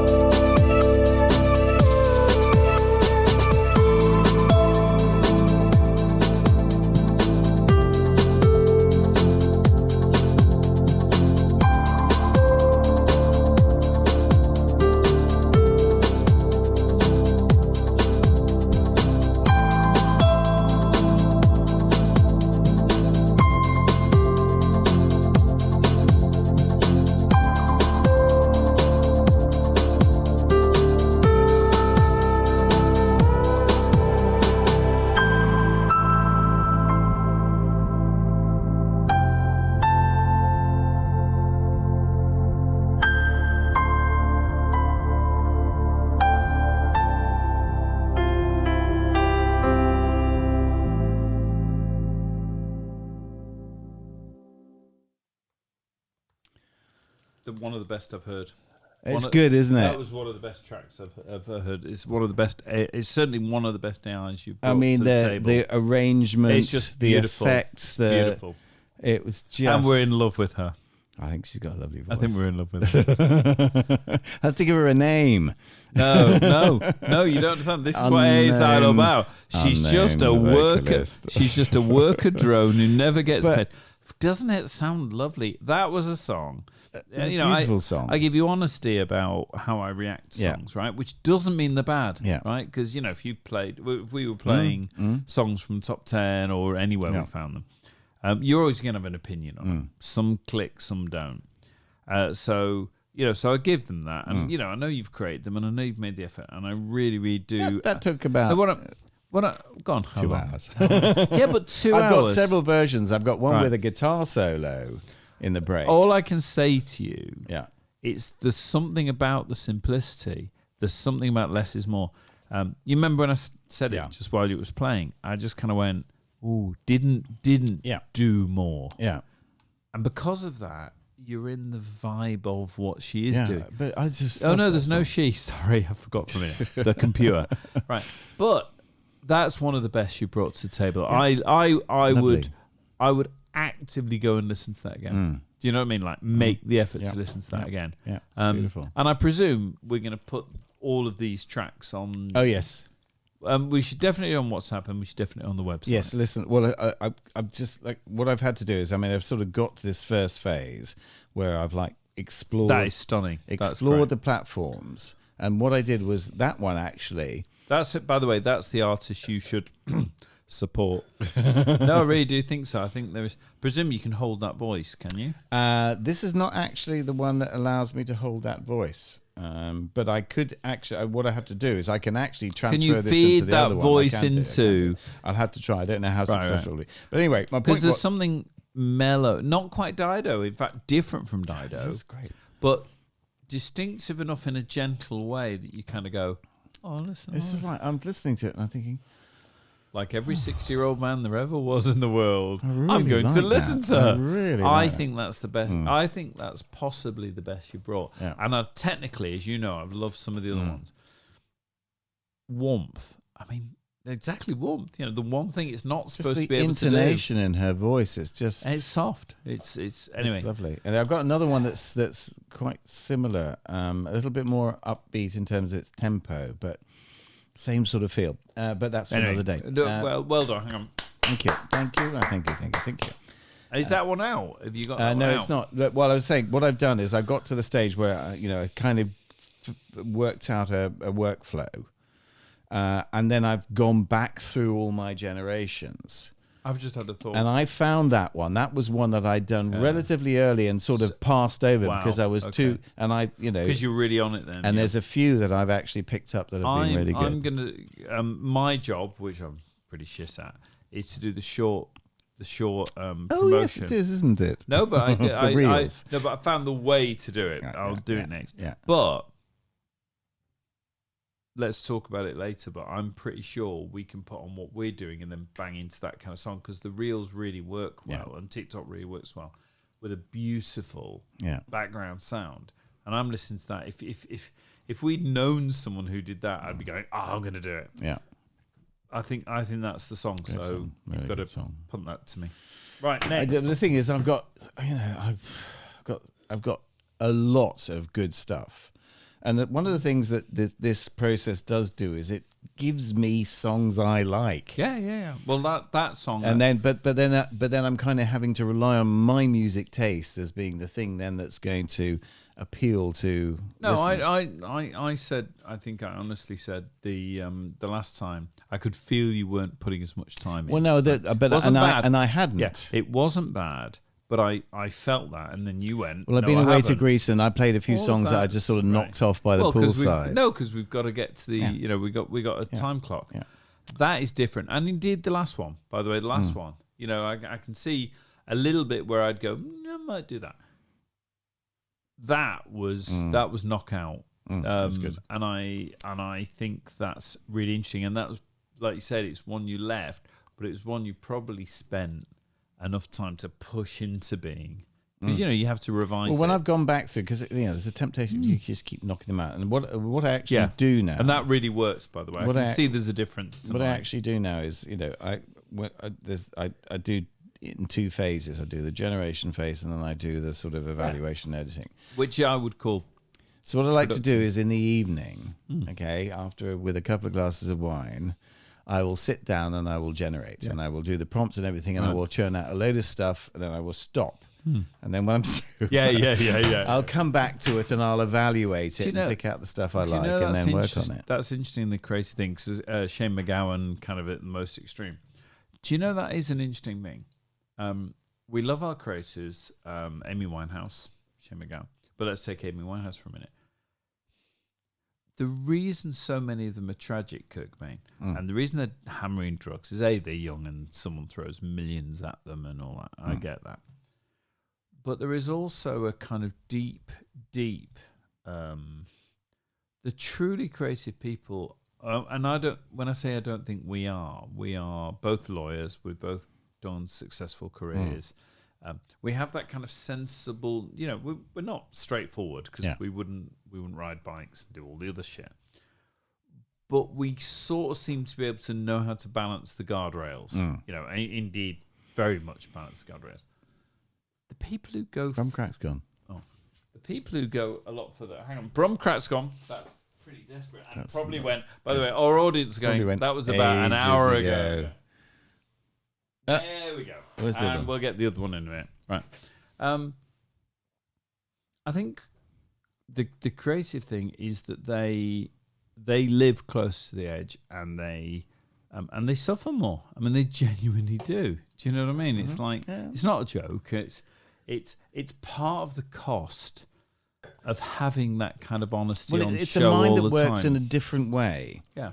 And, the creative genius comes from minds that work in different ways. Otherwise, it would be ordinary. And we love them. I don't know about you. I think one of the nice things here is that we are not of them. I write songs and I know how vulnerable it is to do it. And it is vulnerable. You put something up, and if people laugh at it, you're dead, right? And people don't laugh at it, but some people, it's very difficult to do. And then imagine you're at the leading edge of that. Imagine you're at the Amy Winehouse or whatever. It's just a killer to do it. But this is getting amazingly close. I mean, that felt like feel to me. And I often said the one thing that, people say the one thing they'll never get right is feel. And you're going, I don't know, it's pretty fucking close. I mean, I thought that, music would be something extremely difficult for AI to get. And it turns out that it's pretty quick and really good. Yeah, I think it's partly because all music is out there on the search engines. So the spiders, like literature. The spiders that go and apply the algorithm. Spiders from Mars. Yeah, but the spiders that apply the algorithms have the wealth of. Yeah, but the thing is, I mean, how much litigation has there been out of songwriters who, where there's a hit, there's a writ, like they say. Lawsuits arising out of that sort of thing. Actually, do you know it's tiny fractional? It's only the hit that's the writ. I get it. And he's like won, by the way. Sorry, this is a reference to Ginger. Ginger. The ginger guy. Come on, we the ugly ginger old. bloke. We're not, looping Ed Sheeran. There you go. Oh, you got there first. Ed Sheeran, he's won every one. Yeah, no, he has. So that, by the way, a lot of people think, if you do that, you get sued. And as lawyers, we sit there and go, well, getting sued ain't the same as winning. My point was that I have put some of my songs through Shazam, and I've had no hits at all. Good. Right, Kemi. So Kemi, back to Kemi. Yes, sorry, back to Kemi. And I'm just going to repeat what I said earlier. How proud I am as a conservative. You're not a conservative. You reform. And I am a conservative. You're not. I'm at the right. More. As I get older, I get more of the right. You reform. No, but I think the Conservative Party needs to be dragged that way. So you reform? No, I'm not. You said it earlier on tonight. No, I didn't. Anyway, proud I am as a conservative with a small c, if you want to put it that way. Did you vote for them in the last election? No, I voted for reform. You're not a conservative. I voted reform as a protest vote. okay, because the Conservative Party needed to kick up the jacksie. Well, they clearly need Anyway, that. I'm going to qualify this by saying again how proud I am as a Conservative that we have elected in this country the first female black leader of our party. Okay, well, that's fair And enough. she's a capable, intelligent, and able woman. Right. So, obviously, I dedicated my life and existence to disproving that. And it was more interesting than I expected. Okay. Right. So I Googled, because that is about the limit the research on this podcast, 6 most controversial comments by Kemi Badenoch. Badenoch. I know. Hang on. Who? Badenoch. Well done. Badenoch. Thank Well you. done. Well, it's rare. It's rare. This is a running theme that I'm Starmer. I don't know. Right, anyway. So hang on. So Suck your Starmer. suck your Starmer. So to be clear, this section was meant to be me just going, oh yeah, look at the racist. What did you say? The racist misogynist Kemi Badenoch. Yeah, but what's the Uncle Tom sort of thing? You know, they have to be whiter than white in order to get to power in company. Coconuts, Oreos. All of that. No, and you know, apparently it's terrible saying. White for supremacy in blackface. Got it right, and hence the fact you brought it up. And I wanted to say that in order to succeed in the Tory party, she had. And that's what I literally looked at. The aim was to look at it and kind of go, right, Mark, like that, and knock you. And there is some that I will still definitely hold to. But I was more nuanced. There's no question. So here we go. So let me give you the 6. Must have text It fucking hurt. No, fucking hurt. Right, no, but that's what it should be. If it's a real debate, it should be Yes. that. So, excessive maternity pay. These are the things that she said that are controversial. And she said she faced a strong battle when she appeared to claim maternity pay in the UK is excessive. Yeah. And as a lawyer, you kind of go, appeared. You know, it really matters. And what she actually said, maternity pay varies depending on who you work for, but statutory maternity pay is a function of tax. Tax comes from people who are working. We're taking from one group of people and giving to another. That, in my view, is excessive. Now, there's more, which pulls her off the edge. In itself, as a statement of fact, that is true. I accept it straight away. It doesn't mean it's wrong, doesn't mean it's right. But it is fair to say, and it's something I think the left should do more, is go, absolutely, if we believe in this, it costs this. Yeah. And someone has to pay it. Yeah.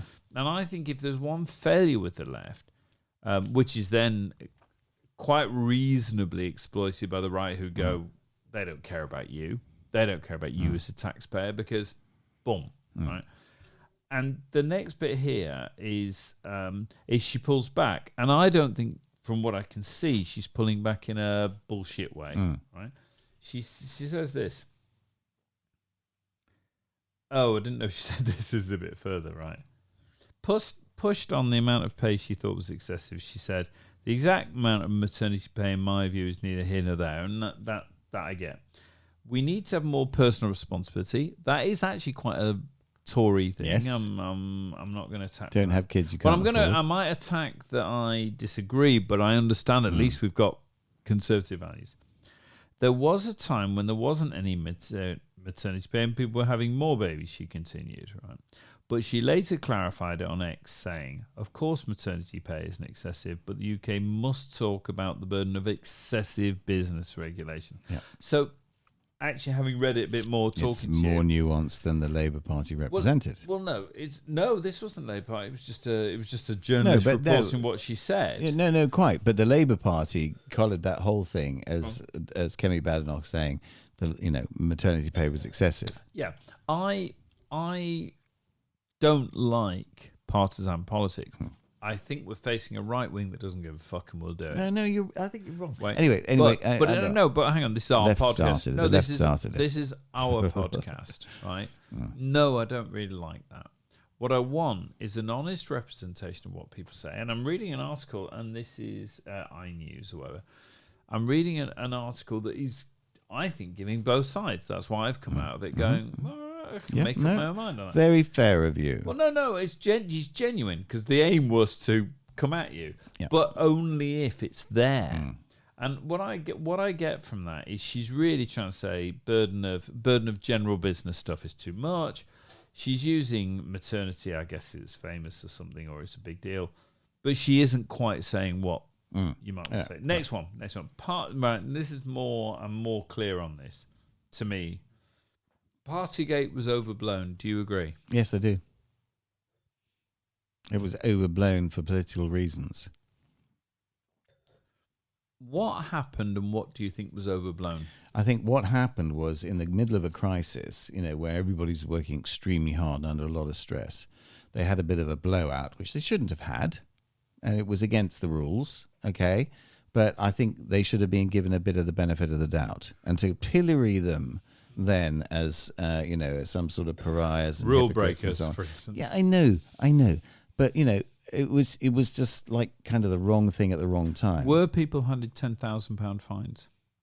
I don't know. They were. Yeah, well, they were. Yeah. Okay. Well, fine. Then that was totally wrong. I mean, it was a political decision by the government that set the rules. It was a political decision. But but the government didn't hand out the fines. It made the law. It made the law. It made the law, but the law that caused the fines. The judiciary. And how many other £10,000 fines were handed out? How many other £10,000 fines were handed out? The government. Because if it's only the government, then that's political. No, hang on.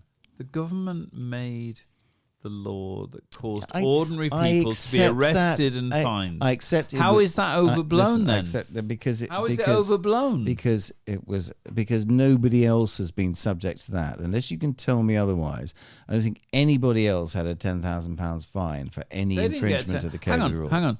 Johnson didn't get 10,000 fines. Well, who did then? You tell me. You just said they did. There were students and people who got a 10,000 fine. No, they didn't. Well, hang on. So the debate here is not opinion. Look, it's about facts. It was a mistake, but but I'm just checking. Hang on, I'm checking your argument. Is your argument that my facts are wrong? No, they're not the fact. No, if my facts are right, then explain it. Your facts aren't wrong, but it was it was a mistake. Okay, it was a mistake. It was an understandable mistake, and they should have been given the benefit of the doubt. But the left exploited it. Okay, the left exploited it for the sole purpose of getting rid of Boris Johnson, who they don't like purely because they regard him as a posh boy, irrespective of his abilities. On the spot fines of £10,000 for breaching COVID laws on large gatherings were too high. The Home Secretary during the pandemic has said. Priti Patel told the COVID penalty. Hang on, I've only had a second. That implies there were those fines. Right? I don't know. In the context, hang on. You're catching me off Well, guard. if the no, I get that, but I'm just reacting. So what I'm trying to just ask is this, and it's you. I'm asking you what you think. Do you think it's overblown if ordinary citizens are fined? 10,000 is the upper end. Yeah, I do. I think it's completely ridiculous. Do you think it's overblown that if ordinary citizens are fined, lose their jobs, all that kind of criminality, it was a criminal offence, and the person and the government that put it in place didn't give a fuck and got on with it? Is that overblown? You're asking someone who totally disagreed with lockdown in the first place. That's not why I asked you. Okay. If you make those laws and you make other people suffer the penalties of criminal law, and you don't do it, is it overblown? Okay, all right. Well, let's put it this way. Let's put it in a different context. We all know that tax avoidance is okay. Tax evasion is not okay. Okay, it's a criminal. I don't know if it's a criminal offence. It's a criminal offence. Okay. If you were to ask me, would it be okay for a government minister, for instance, to evade tax in exactly the same way as a civilian did? If I use that term, then I would say no. Of course not. Because we're all civilians. Yeah. Well, and citizens. Quite. But this was. And we're all equal under the law. I know. Listen. I get the. So I'm endorsing the principle. Yes, yeah. But I'm saying that in the circumstances, given that how many millions of infringements of this rule would there have been? So if you don't get Look, caught, it's all John, right. I get where you're coming know, from. yeah. I get where you're coming from, but I think the Can left I make a leveraged more it. serious point? Yeah, make a more serious point. Go on. If people, okay. no, but if people follow the rules that are set by government and by the Tory government, Yeah. and they don't see their loved ones die, wait, hang on, this wasn't imagination. This really I know did it happen. happened, I know In it fact, happened. it fueled the anger, and Whole thing was almost complete certainly the election was influenced by mistake. that deep anger. People really didn't. People really didn't they see really their wives did. die. They didn't see their parents know. die. They didn't. Right. I know, it's Hold tragic. on. In this context, Just shows how. if someone ridiculous the whole says thing it's over, no, you may disagree with that. I get that, right? Hang on, it's a different argument. Well, that's a science argument fundamentally. Can you honestly? Can you defend genuinely? Can you sit there and go, "It's overblown"? Yeah, I can.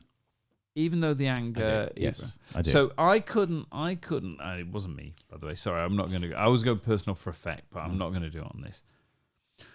Lots of people, working class people, it doesn't matter because the clever people probably didn't give a fuck, right?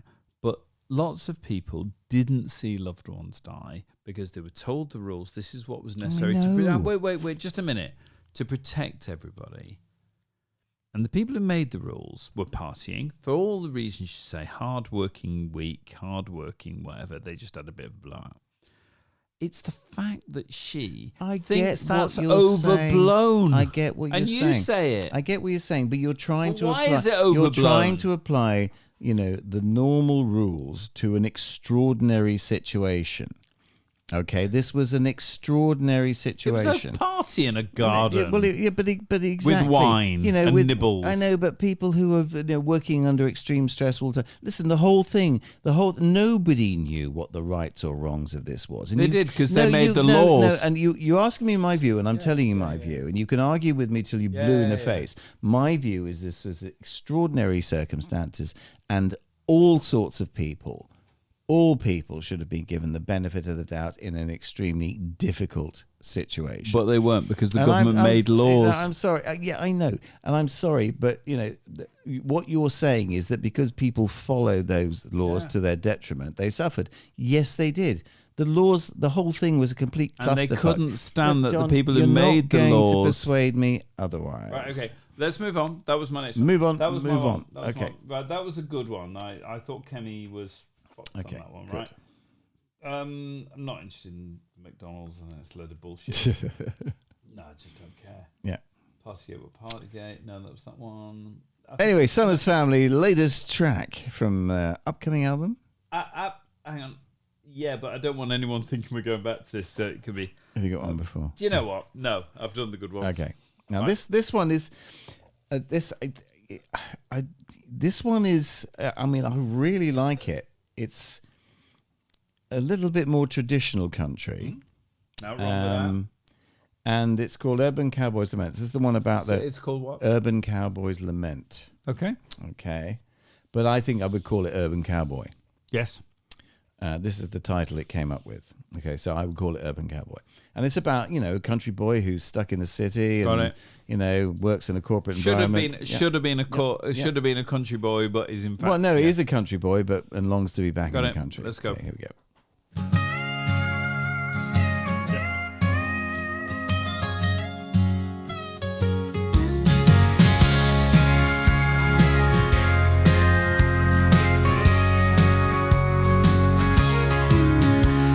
City streets ain't where I belong.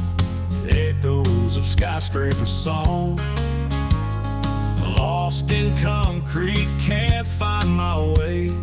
Dreaming of fields where horses play.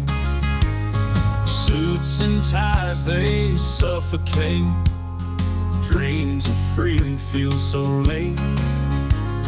Traffic jams and clocks' cruel hands long for wide open land. Put me back on that dusty trail where the wind's a friend without fail. Mountains high and valleys wide, that's where my heart's tied.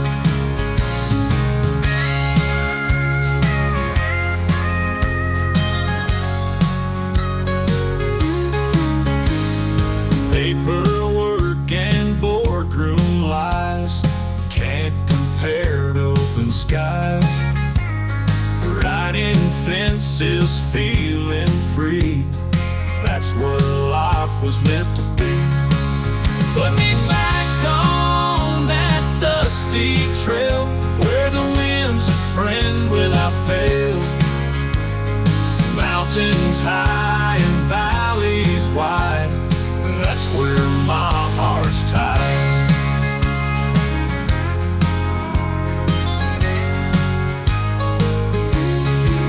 Put me back on that dusty trail where the wind's a friend without fail. Mountains high and valleys wide, that's where my heart's tied.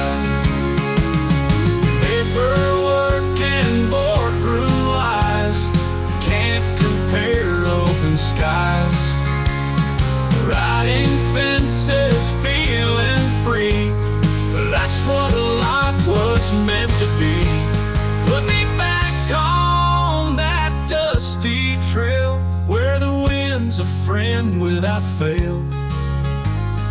Mountains high and valleys wide, that's where my heart's tied.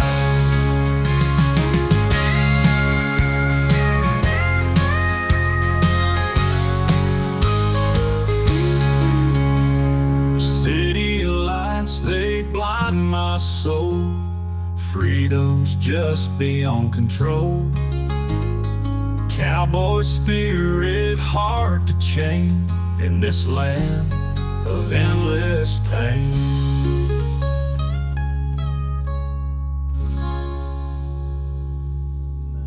Urban Cowboy, sung by Kurt Summers. Is that on the album? It's on the next album. The next album. It's on the upcoming album from the Summers family. 'Cause That's probably going to be called Urban Cowboy. I think that's a it's a very good one. Yep. Yep. Definitely. I'm going to find the right AI image for that. So there we go. Oh, you mean the skyscrapers yeah. For disappearing to zero. Album cover. Yeah. Oh, it's definitely Cowboy the standing in New front. York. Cowboy standing in front from of, the back. Yeah, from the back. Oh, yeah, no, it's got to be absolutely. from the back with the vanishing point of the buildings. Completely. We have the same vision. Yeah. Oh, We have the same vision. in so few ways. Anyway, so I'm going to have a pee now before we move on to our next subject that is related. Yeah. Absolutely. So, John, Over to me. Amuse the audience. Oh, absolutely. So, as Mark departs, but is just about within hearing range, what the fuck just happened? Right? Do we agree the world is a colder place? I think there's some truths come out of America. A lot of their culture definitely celebrates. I think the independent family, you look after your own, you don't really care about anyone else. And indeed, their country was born in blood, as was ours. But I think that imagery, that idea of humanity, I think America is a much darker underbelly than we've ever done.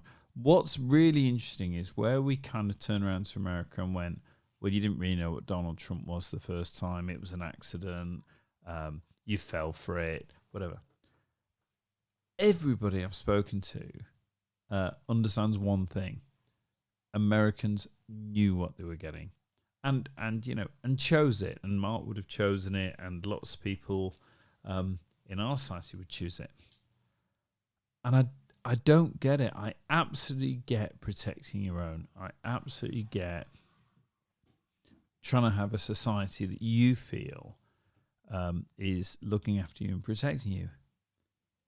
But does it honestly have to go that far? Does it honestly have to go to cruelty? And I am absolutely predicting that in January what we're going to get is an anti-democratic cruelty.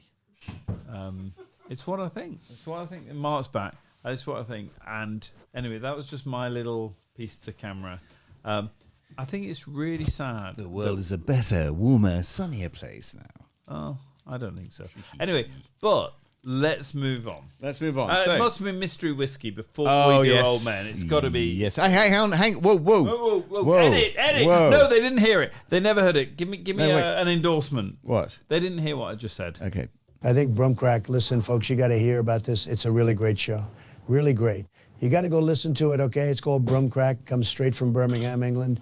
Really, really great. It's got 2 hosts. Marky's a terrific guy, smart, big supporter, loves America, probably one of the best. And then you got John. Look, I'm not totally sure about John, okay? I think he's a little more on the Kamala route, but hey, it's a great show. Really fantastic. It's genius. Brilliant. I'm blown away that you can do that. Now, but introduction. I go. Hey, come on. It's time for the mystery alcohol. Maybe.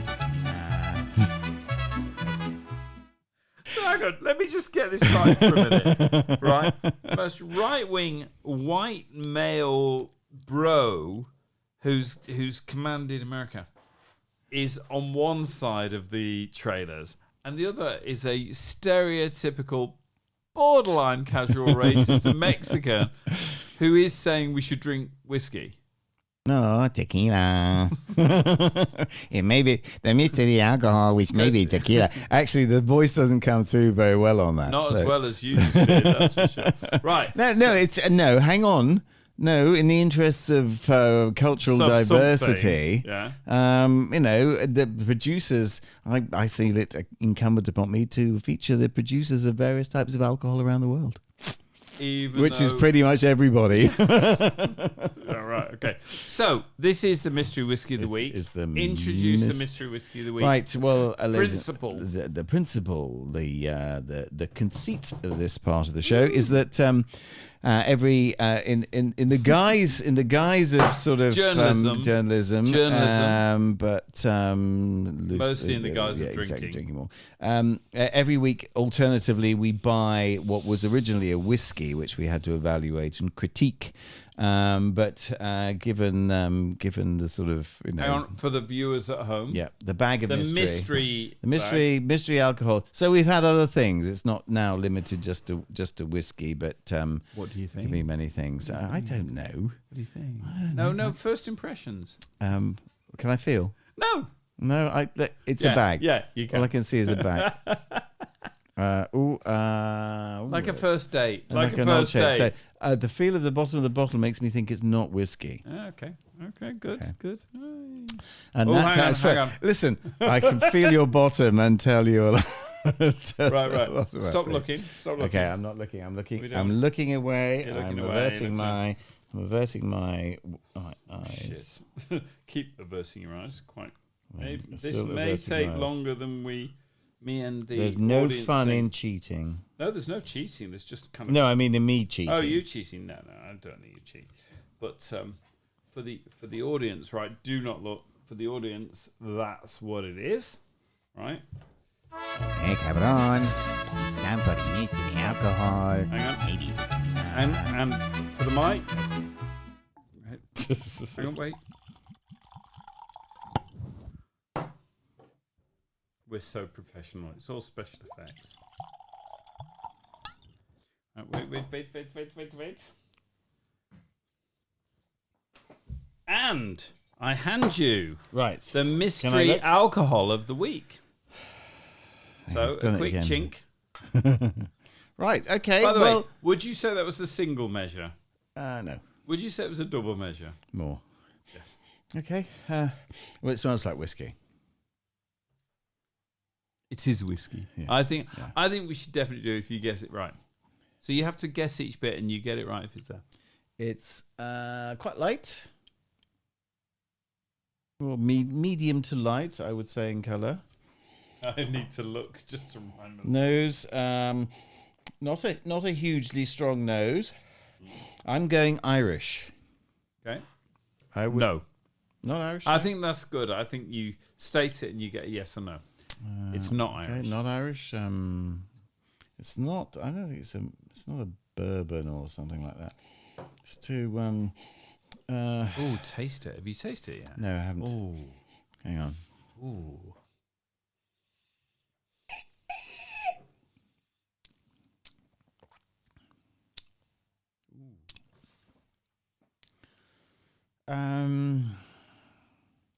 Nice.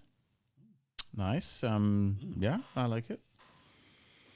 I'm going to say that I would say this is probably on the more quality side of things.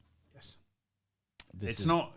This there, is not like, but it is on the quality this is not side like of things. your sort of. It's what not was your the ones we Aldi had shit before? you normally bring. No, it's It's good. It has nice flavour and it's not too dark because it's quite soft, isn't it? The sort of ones that we've liked that don't have the aging put on tend to be darker. Okay. And I think this. Can I help? Is it? Hang on, no, don't. right. Is this a Glenmorangie? No, but you're not a million miles away. It's not a Glenmorangie. It's not a PT as you like to put it. No, whiskey. it's not. It's not right off the edge. Not No, a Lafrague or anything like that. no, it's not. So if it's not Glenmorangie, it could be a Glen. Fiddick. Yes, it is a Glenfiddich. So are there any qualities of this Glenfiddich that make it interesting? Well, it's the barrel, isn't it? Yes, the that's barrel. where I'm going. Yeah. So you're doing really well, actually. Slightly sweet. Maybe a sherry. Can I reveal? It's good. It's American oak selection. Okay. It's their reserve, so it is a bit better. It's Founders Reserve, which these days commercially is a bit. It's a single malt Glenfiddich. Yep. Glenlivet. But it is, I think. Glenlivet. I said Glenfiddich, and you said yes. Because I've been drinking, and I agree. It's So we'll leave it there. Yeah, but cool. it's the American oak, and I think that smoothness, given it's not aged, Well, it's not especially Let aged. me just tell you one. the technicality.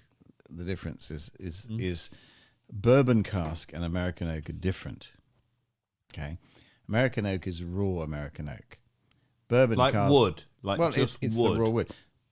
Bourbon cask is American oak that has already had bourbon aged Yes. in it, and then you put Yeah. scotch in it. Okay, so it's different. So So it's lighter because of that. yeah, is it it? is. It's And lighter it's- because it's young. It's relatively Younger young wood. Younger Yeah. wood. And it's nice. I think that's It's really nice. it's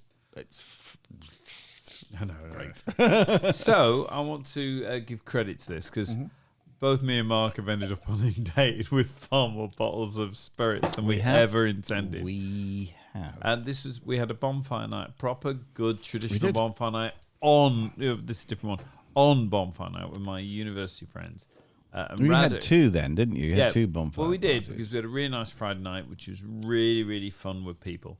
But I had my university friends when Mike went to university, and we had a really nice time. And Radu, who is very, very cool, brought me this bottle of whiskey. Cool. And I thought it'd be Really really nice nice. to use it. Really nice. There you nice. go. Nice, Right. nice bottle of whiskey. So now the most important subject of the night. All right. Okay.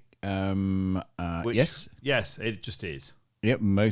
Yes. Yes, just is. Well, you, ladies and gentlemen, those of you that listened last time will know that we trod on some dangerous ground. Yes. Was that why? There's some really fucking weird noises coming It's out. that bloody beer. Anyway, we touched on the menopause. I love how fast you did that. Touched on the Well, menopause. hang on. The original reference is to an article in the Telegraph, and I pointed out that the Telegraph, given its demographic, is actually really quite good on health and welfare For the older articles person. for the middle-aged and late middle-aged persons. And the article was how to support your wife through the menopause, which is an admirable thing to do. Okay, and but we How did we do? well, I think one of the things that came up in that conversation was the comments, and I do look at the comments, Right. and one of them was, okay, so basically we're giving women the a pass to do. Sorry, comments on the on the Telegraph, article- not on the our Telegraph. No, not in our no, group. on the Telegraph. Basically, if Yeah. you give women carte blanche to basically do what they want on the basis they can excuse the menopause, and I think the tenor of the thing was that he was speaking from experience. You know, it's like because his wife was going through the menopause, she felt entitled to be able to behave however she wanted. Yeah. And these listen, are the tensions. Listen, hang on. Listen. No, I'm not. Don't tell me that never happens. You remember the bit where we went, we're going to do the other story tonight because we did. So the other story tonight is before I push you on, though, as we accepted last time, it's, you know, if we're going to have this kind of podcast and stuff, it's not easy. It isn't. This is like you're the woman with menopause. older blokes. Older blokes with older women, and they have issues. We have issues, and their issues affect us. I think we have it stuff. easier. I think women do have it. I think we have it easier, and actually, I hope anyone who listens to the last one, bit of a plug,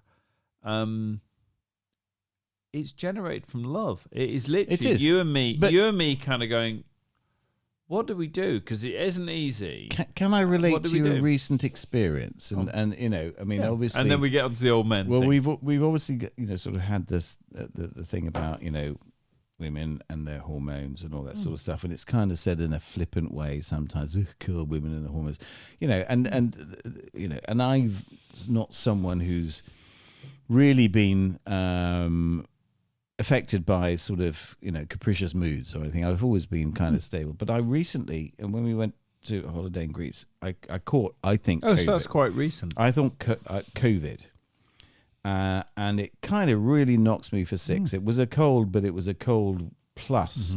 And it was a cold that kind of affected the way I felt in a way that I've never been affected before. And it made me bad-tempered, intolerant, grumpy. I don't know what, I wouldn't say suspicious, but just really oversensitive. Did you feel it was changing your brain, like your view? Well, I didn't at the time, but then when I was kind of coming out of it, I thought, fuck, that. And also, you've got Claire, who is an honest broker. Yeah, absolutely. And she's going, no, this isn't. This absolutely. isn't normal. And I was just not probably really much fun to be with. And I caught that at the very end. You of did that, caught that. No, I was a bit intolerant. No, but what I mean is, I'm being genuine here. At the very end of it. Yeah. And that's the first time because it can affect anything can affect. Well, that really was the first time anything like that, anything that had happened to me, other than after I had my first hip replacement, when I kind of came down off the morphine, I became really ratty. But you kind of understand that. You kind of understand that, but no, it really did. It really did, and I kind of I don't know how much of an insight it was into. How women are affected by things, but it's cleared your system, has it? It has now, yeah. Right, yeah. But because I can see that, I can see that kind of changed me. It changed me, but it shows without your control, without my control, and not initially able to kind of rationalize it either, to recognize what was happening, really interesting, and step out of it. And yeah, I mean, it was interesting, and I felt weak after it, and I felt slightly depressed because it was a weakness that sort of it said to me, this is what getting old is like. And you've kept it away, haven't you? I think part of the military and the whole thing is and you're more subtle than that. Yeah. I'm the first one to say that, is the you push it away. And I think as a bloke, we're about to slide into the a conversation about what it's like getting older, and and it's not shit actually, because some of it's great, and some of it's really bad, but you push away age, and you push away that vulnerability coming in on you, but you almost have to concede it's a battle you're going to lose. Let me just draw a line between there's getting old and there's getting old. Okay, There's getting old, and I do lots of exercise and all that sort of stuff, and thanks to my lovely wife Claire, my diet is exemplary and all that sort of stuff. But I greatly fear getting ill. I think greatly. I'm not sitting here quaking, but if some illness were to hit me, which you're more vulnerable, made me feel like I did. Right. That week. It really has affected you. No, it's given me insight. Right. It hasn't. I'm not sitting here thinking, I'm a changed person. It's given me insight into it. When you become, 10, 15, however many years, when you are that weak that you can no longer do the exercise to maintain yourself because you just don't have the strength. Yeah.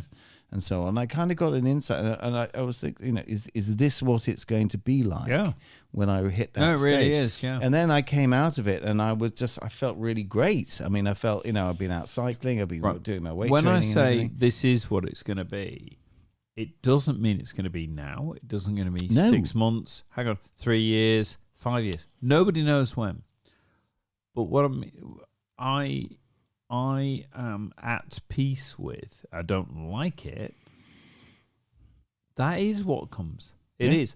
And the carpe diem argument, which I'm very comfortable with, is between today and that day. The day when you're helpless.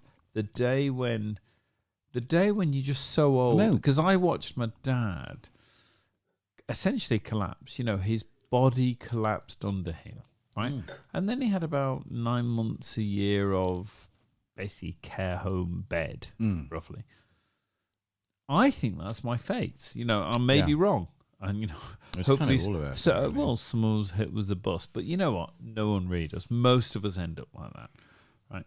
And it's shit. And this happened in my 20s. It genuinely happened in my 20s when I went, I get it.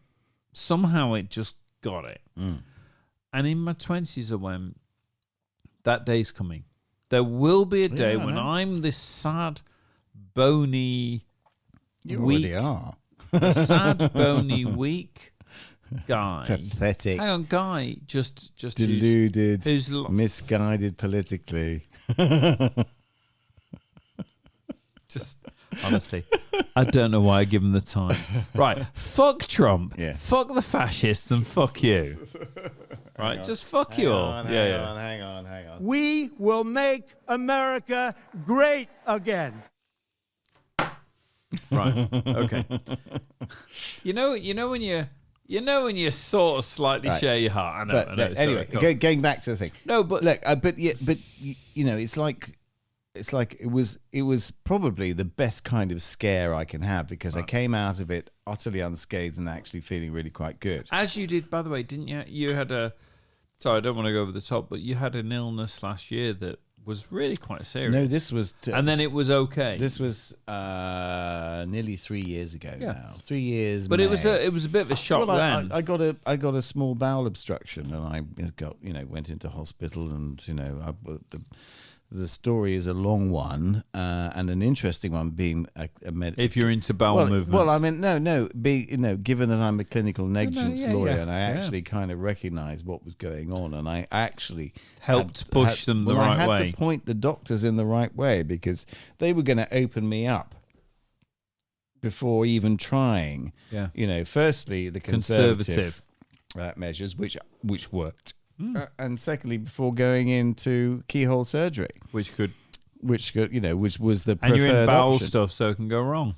Anyway, so I came out of it fine, and I can't say again that that was. I'm only saying that is. Sorry, I wasn't trying to go back into that story.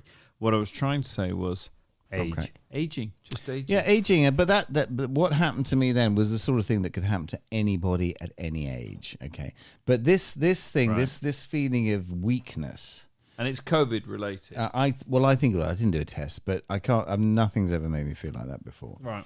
And I have you had COVID before? Because I've had it about knowingly, 3 times. I've never done a test when I've been feeling it. But I have a tendency to kind of catch bugs on planes, which is a real fucking pisser because it really can mess up holidays sometimes.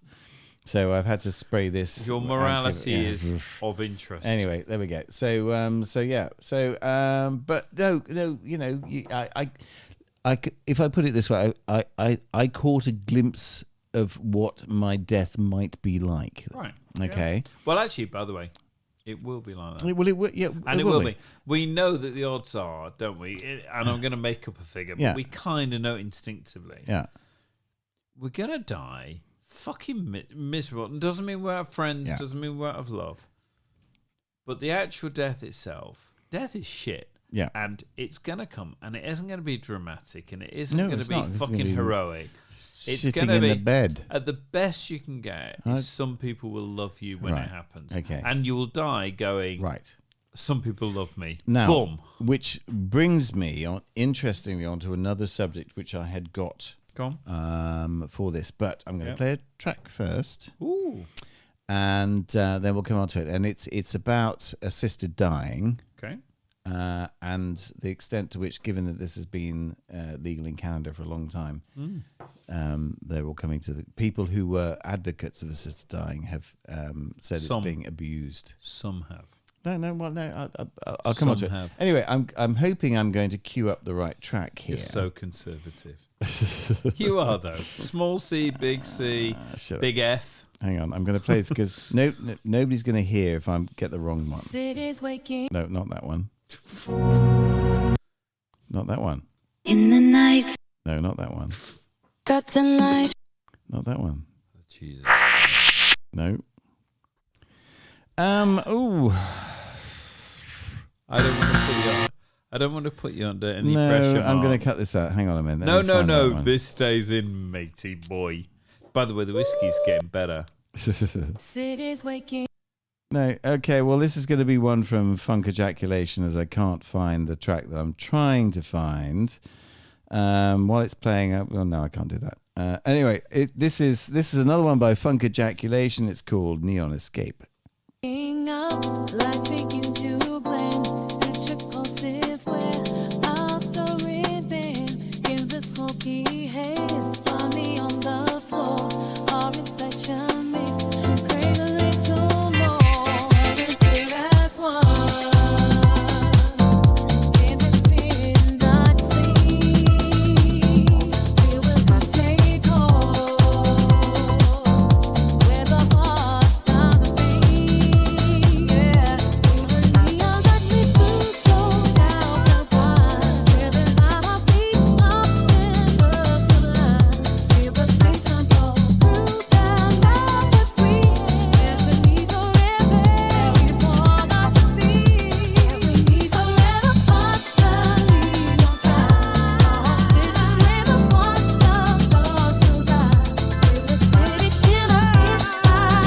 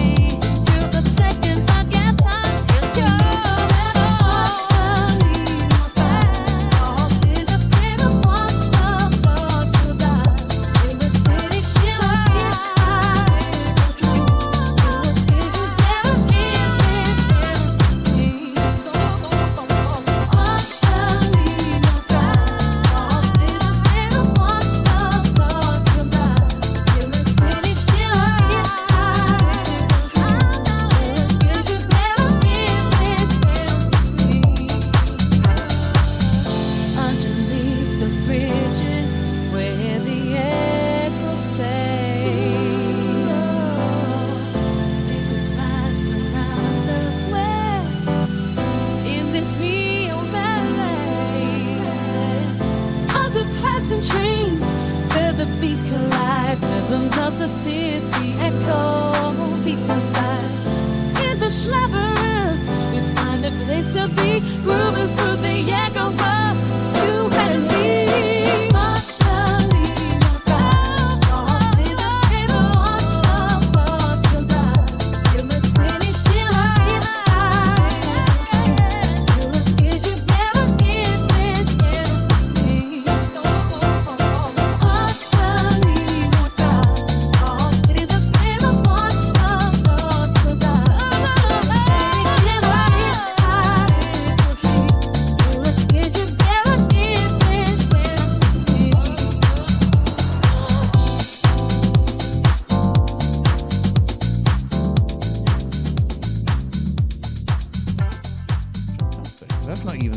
the top quality No, but generation. that chilled down. Why haven't you got the top quality? Well, because you kind of have to set it every time. You have to choose the generation Sorry, quality. let's be clear about this. Mark is doing very well. I'm doing very Right. well. So explain to me, if you're doing very well, Yeah. why you're such a tight ass you won't pay for the best quality? No, it's not. Hang on, It's, is it $5 more? no, it doesn't cost $10 anything more. It just takes longer to generate a track. But the thing is, you've got to go into it and you've got to do that every time. And when I'm sort of hitting there generating, So you're too lazy to just do it right. Well, but the quality is No, it's really not. good No, anyway. I could hear the difference. Okay, fuck off. Right, hang on. Old people. I want to do old people. Old people, yes. Well. 'Cause no, we okay, said- tell we me said- something embarrassing. No, it doesn't need to be embarrassing. Tell It needs to me be something true. you would not readily admit about getting older. How it I affects you. think it's when it first happened. I thought it was like the worst thing in the world. Right? No. It's really interesting. 40s, late 40s. What? Late 40s, and you kind of go. Oh, I can't do that anymore. And no. We'll have sex. Okay. Sorry. No, it's your segment. Sorry. It's your I'm sorry. segment. I'm No, sorry. no, I'm no, sorry. no. I'm sorry. So you kick off. No, 'Cause no, if no, you- no. No, if no, you're sorry, I interrupted you. if you're No, sorry, fuck off. you do. Go it. on. No, I will. no. Listen, mine will be better than It's yours not anyway. happening. Mine will be better than yours anyway. Go for it. Okay. It's really interesting because I'm 61, you're 63, is it? 63, 64? Right, 64. And I don't know how long I'm going to And last. much younger looking and healthier and stronger, fitter. It's really, more mental capacity. it's so hard to do this podcast sometimes, honestly. It really is. And this is what the left do. We always give ground and then the Yo, right wing fuck fucking go, off. oh, I'm going to grab it Go because on, go I'm on. so insecure. Go on. What has it been like? It has been, it's been interesting. It has been interesting. And, I talked to Jane's daughter and her partner, and you're talking to these sort of mid 20-year-olds, and you kind of get it because you remember being that. I still think I am. I know, so do I. No, so do I. I've got it in my head. I'm And indeed- 28 in my mind. By the way, can I say the research says we never change. I'm 28. Right? It never changes for a man. Yeah, no, but I'm just saying it does never change. Yeah, no, I get And I'm not sure it does for a woman, but I know it doesn't change for a man. And then you have this reality, which is where you see. So, for instance, I played tennis like a lot, and I didn't do it before, but I can feel my ankles are weaker. Not when I'm playing tennis, actually. When I'm focused on that, I don't feel it. Yeah. But when I walk up the stairs in the morning, I kind of go, I'm an older man. I don't know, an old man, but I'm an older man. And I can feel it. You know, I have to hold on to things. And then I look at 90-year-olds, and I've got a Jewish mother-in-law who's 96. And I see her, and I kind of going, fuck, that's great. Because I'm 61, and I am holding on when I go up the stairs because I can feel it's weaker. And, of course, the answer is weight training and doing all that. Yeah. No, I don't disagree at all, which I don't do because, I'm useless. Lazy fucker. I am, but I do go and play tennis about 3 times a week. It's just interesting. So these are the things that come at you. So the one that's just hit me now in the last 2 months, month, and now I'm wearing glasses to do short-term vision, right? So I'm like we used to see old people do, swapping I've glasses. done that for a long time. Swapping glasses all Probably the time. 5 years. Well, I put them in. I put them in when I'm looking at my computer screen, and I'm looking over the top to look at my further Oh, away yes. screens. We've All of always that. done that as a barrister Yeah, for all effect of anyway. that. All of that. And there's a bit of me goes, that's all right. But what it becomes for me, and it's the same battle. It's the same battle we had at 20. At 20, we had a different battle. We were doing things, right? And you had to be strong, and you had to be someone who did stuff, and you had to compete. You had to just be interesting. I think that's the main male For girls. thing. Yeah, no, of course, No, absolutely. you had to have something. But listen, had girls to are be choosy. You had They ain't to- gonna shag anybody. Well, you you got to had- have something. Yeah, whereas we were. about you. You had to be interesting. I think we battle were is- both quite pearly though when we were young. We had that going for us. I was still pearly. am. I still am. No, you're not I still that am. pearly. I would with me. You probably And occasionally you do. Occasionally, We'll let that go. occasionally. We'll let that go. We'll let that go. So here's what it's like: is you see that the battle's different. Oh, the vision in my No. head. Do you know what? I don't mind that. That's all right. Yeah, we're really Move good. on. No, we're really good friends, and I kind of want that vision. Anyway, but we the battle changes, and it just feels like, and it's a battle to the end. And I know I'm in a defensive thing now, which is where I'm going, I'll wear these glasses, but they're so annoying to swap round. Yet there's no varifocal that really works. On the top of my head all the If time. Elon I only Musk- need reading glasses. I don't need No. any prescription No, glasses. no Mine are prescri- 2-power reading glasses. That's all I need. I have shit. I've absolutely. It's not perfect vision. £1.45 from Home Bargains. He's so fucking cheap. What I find is the difference between using a computer here and looking at those screens, because they're just a bit further back. I have better vision when I Look, don't. that's Trump orange. What have I done? Oh, That's the God. colour. That's the colour of Donald Trump's skin. That is literally like Mark turning around and My going, hero. they're Hitler colours. There. Look at that swastika. Look at it. It's such a great design. It's practically a Nazi symbol, isn't it? Only if the thumb is up your ass. Anyway, but back to Anyway. we were actually vaguely having. I thought we were going to have Yeah, a sorry, I'm vaguely sorry. I serious strayed. conversation. That's my fault. I thought we were somewhere.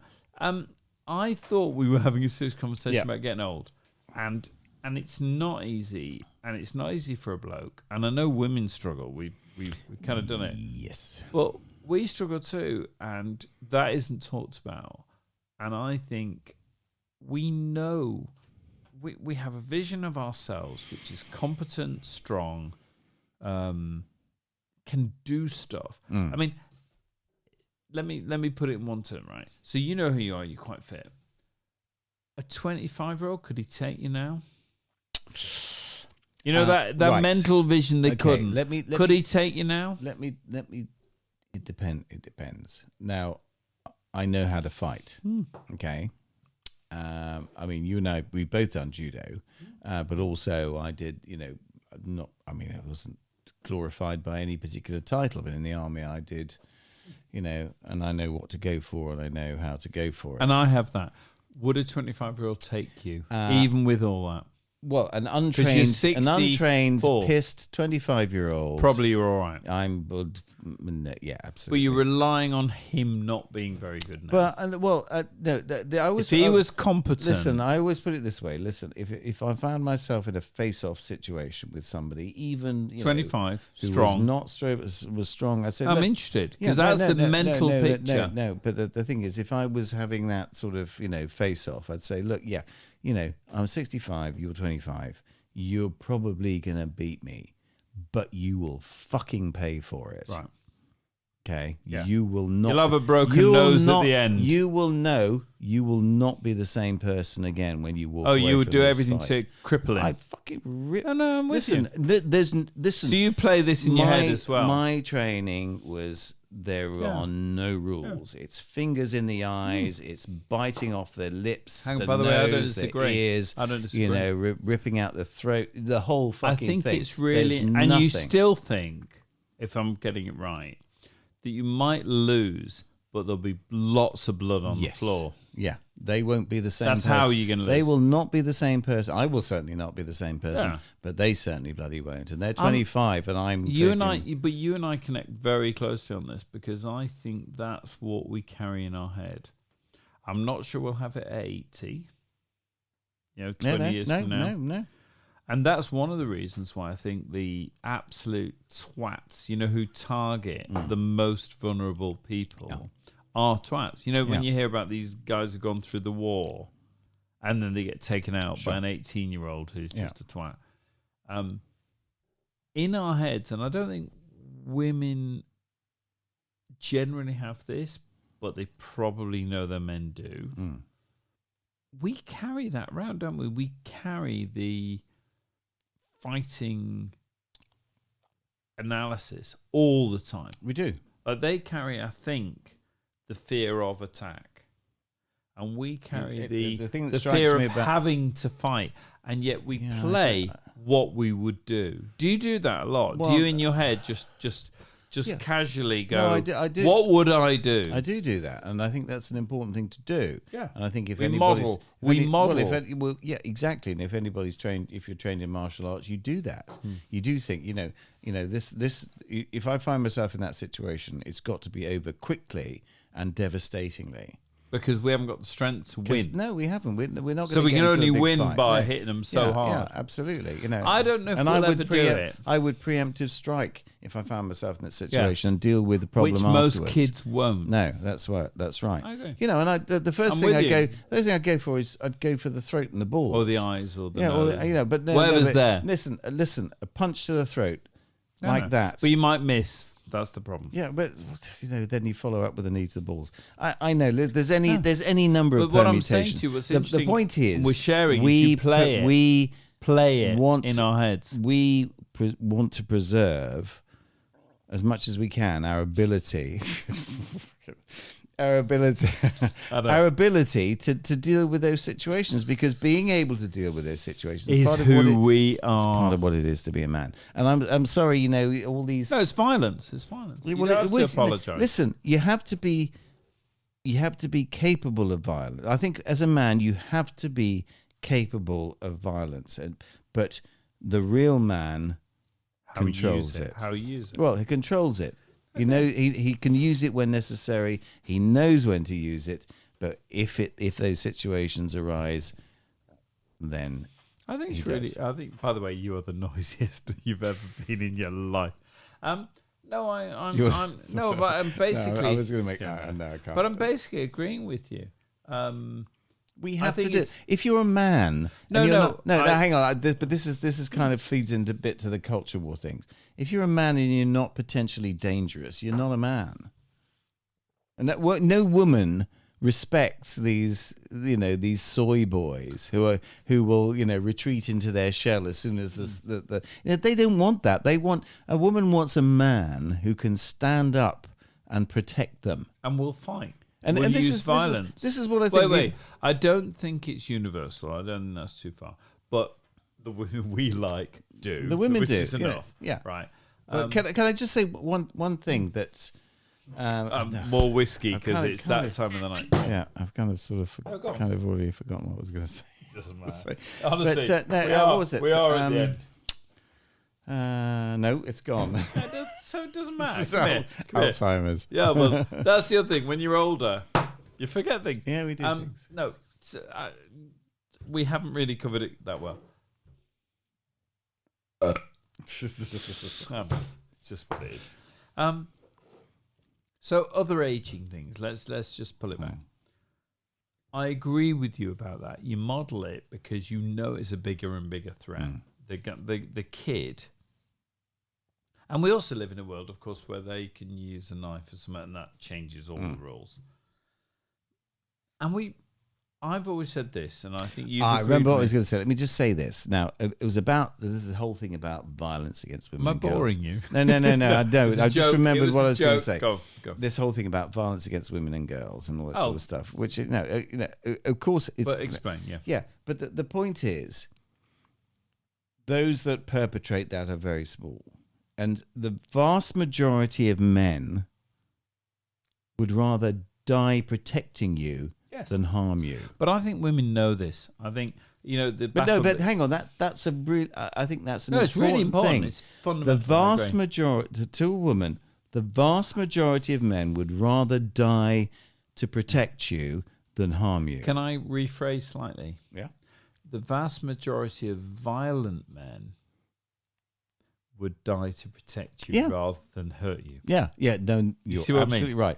Those that are capable of doing I it. deliberately injected violent men in it the weak soy boys, the weak Well, left-wing Democrat voting soys would rather grab their women and stick them in the front Second of in the Second World War. It was working class men who died in great numbers to make sure we were free from the people like you and Trump. The only reason that we've even had a vote in Britain in June and in America now is because rough men are prepared to go out and do violence in your name. Yeah. So that we can set up a better society. Yeah, than no, they absolutely. Are. Yeah. I'm with you. The debate is where Mark, the better society is. No. And Mark, I don't. The better society is a strong society. No. And unfortunately, we've gone down the weak route. A better society is a strong society. It doesn't use prophylactics to make them feel better. What, condoms? Trump? Yeah, condoms. Anyway, but we were staying on old people. I think, are we done? Because I think that we should come back to this, because I don't think we're giving this justice. Because I think there is a genuine thing about aging, and we've lost it. Well, not in a bad way. What I think we should come back. What to I it. should actually kind of I was kind of bringing this thing. What's this? What are we on? Where are we? We are. Go on. I can't believe we're honest about going. Two 2 hours 45 minutes. Yeah, we're done. No, we're not done. If you want to talk about something, well, I was just going to make one confession. Okay. About becoming older, and that is that I now wax.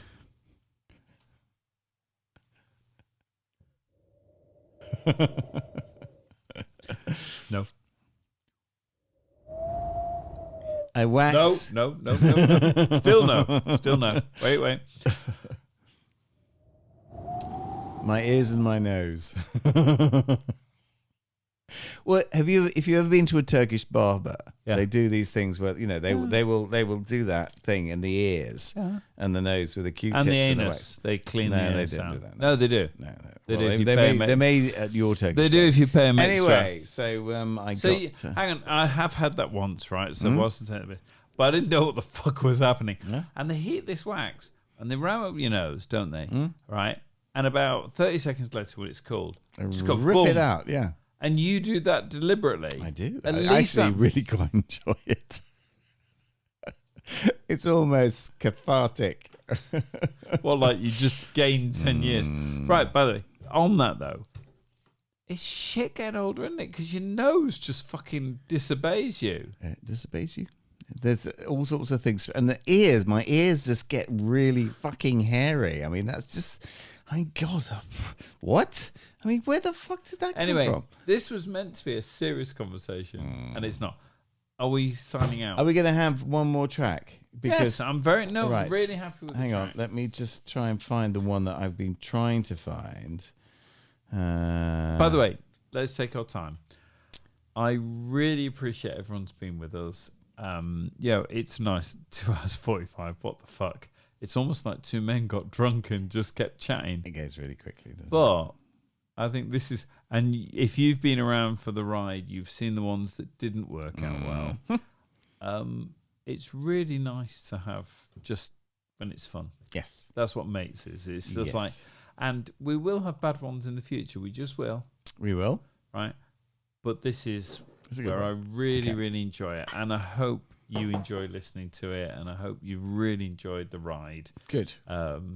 That's it. Completely. So let's have a good... Right, well, I might have to cut a little bit out while I find the track, but this is from the Code K's first album, my melodic techno people. Is she a woman?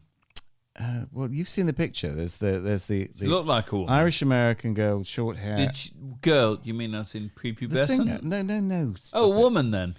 Oh, a woman. Just go.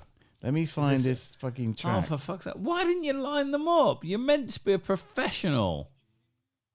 Professional? Professional. Yeah. You remember. Knows what they're doing and does it efficiently.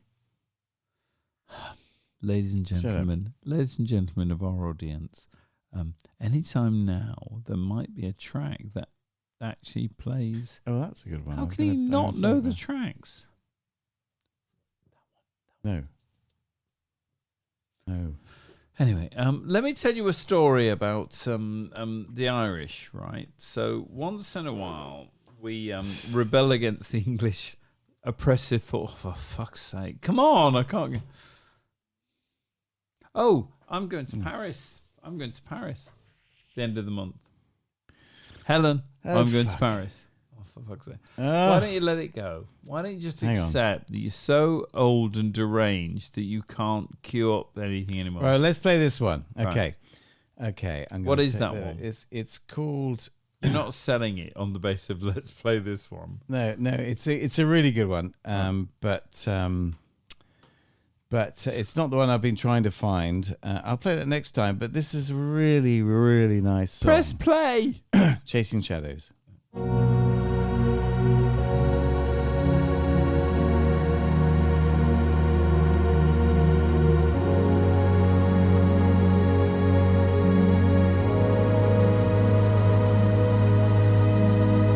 Deep beats don't retreat underneath the neon glow. Feel the rhythm, feel the heat in the zone that it flow. No sleep, we keep it deep. Echoes in the shadows. We are dream chasers. Let it show, let it show. We are the dream chasers. We are the dream chasers. We are dream chasers. We are the dream chasers. Let it show.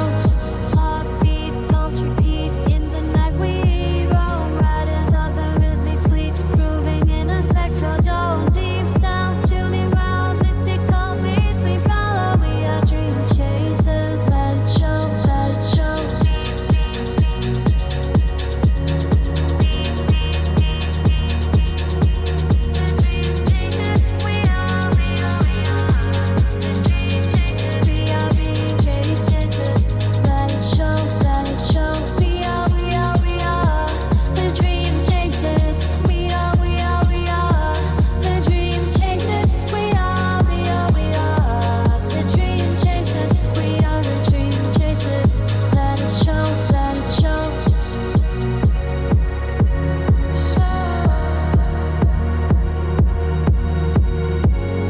Chasing dreams beneath the stars we glow. We are the ones you know. We are the dream chasers. We are the dream chasers. We are the dream chasers. We are the dream chasers. Let it show, let it show.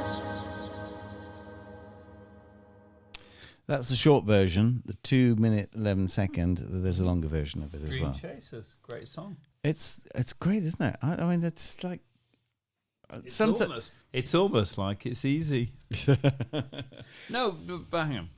But the songs are like, it's like going from easy to the best that's been done. It's blurring the line so far.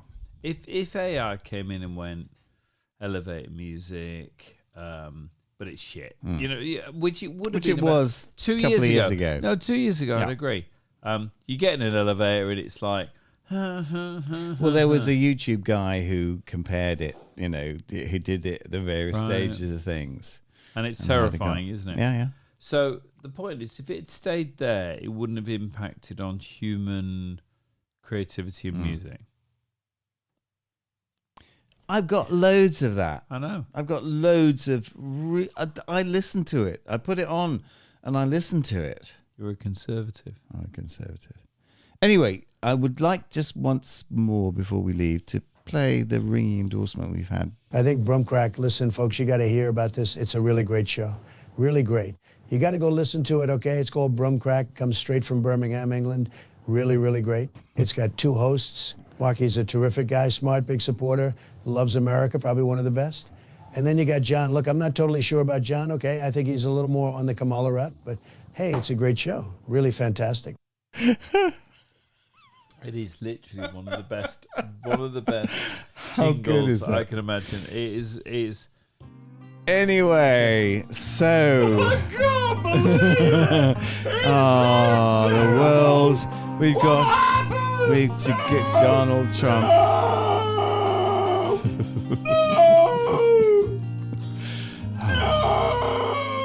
brave, brave new world of truth and justice. Truth and justice and making people make the best of themselves. No, abusing people who are weak and making the strong stronger. And 'Twas ever thus, my friend. 'Twas ever thus. So, ladies and gentlemen, thank you. 22. We're grown-ups now. We're moving forwards into the adult phase of our podcast. But I hope you enjoyed. I hope you enjoyed what we listened to tonight. But we continue to have the most amazing fun doing this, and the reaction, as I said before. Anyway, lovely. Listen, people, thank you so much for listening.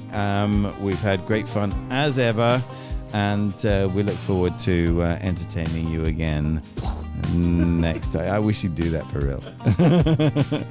Thank you, ladies and gentlemen, and good night.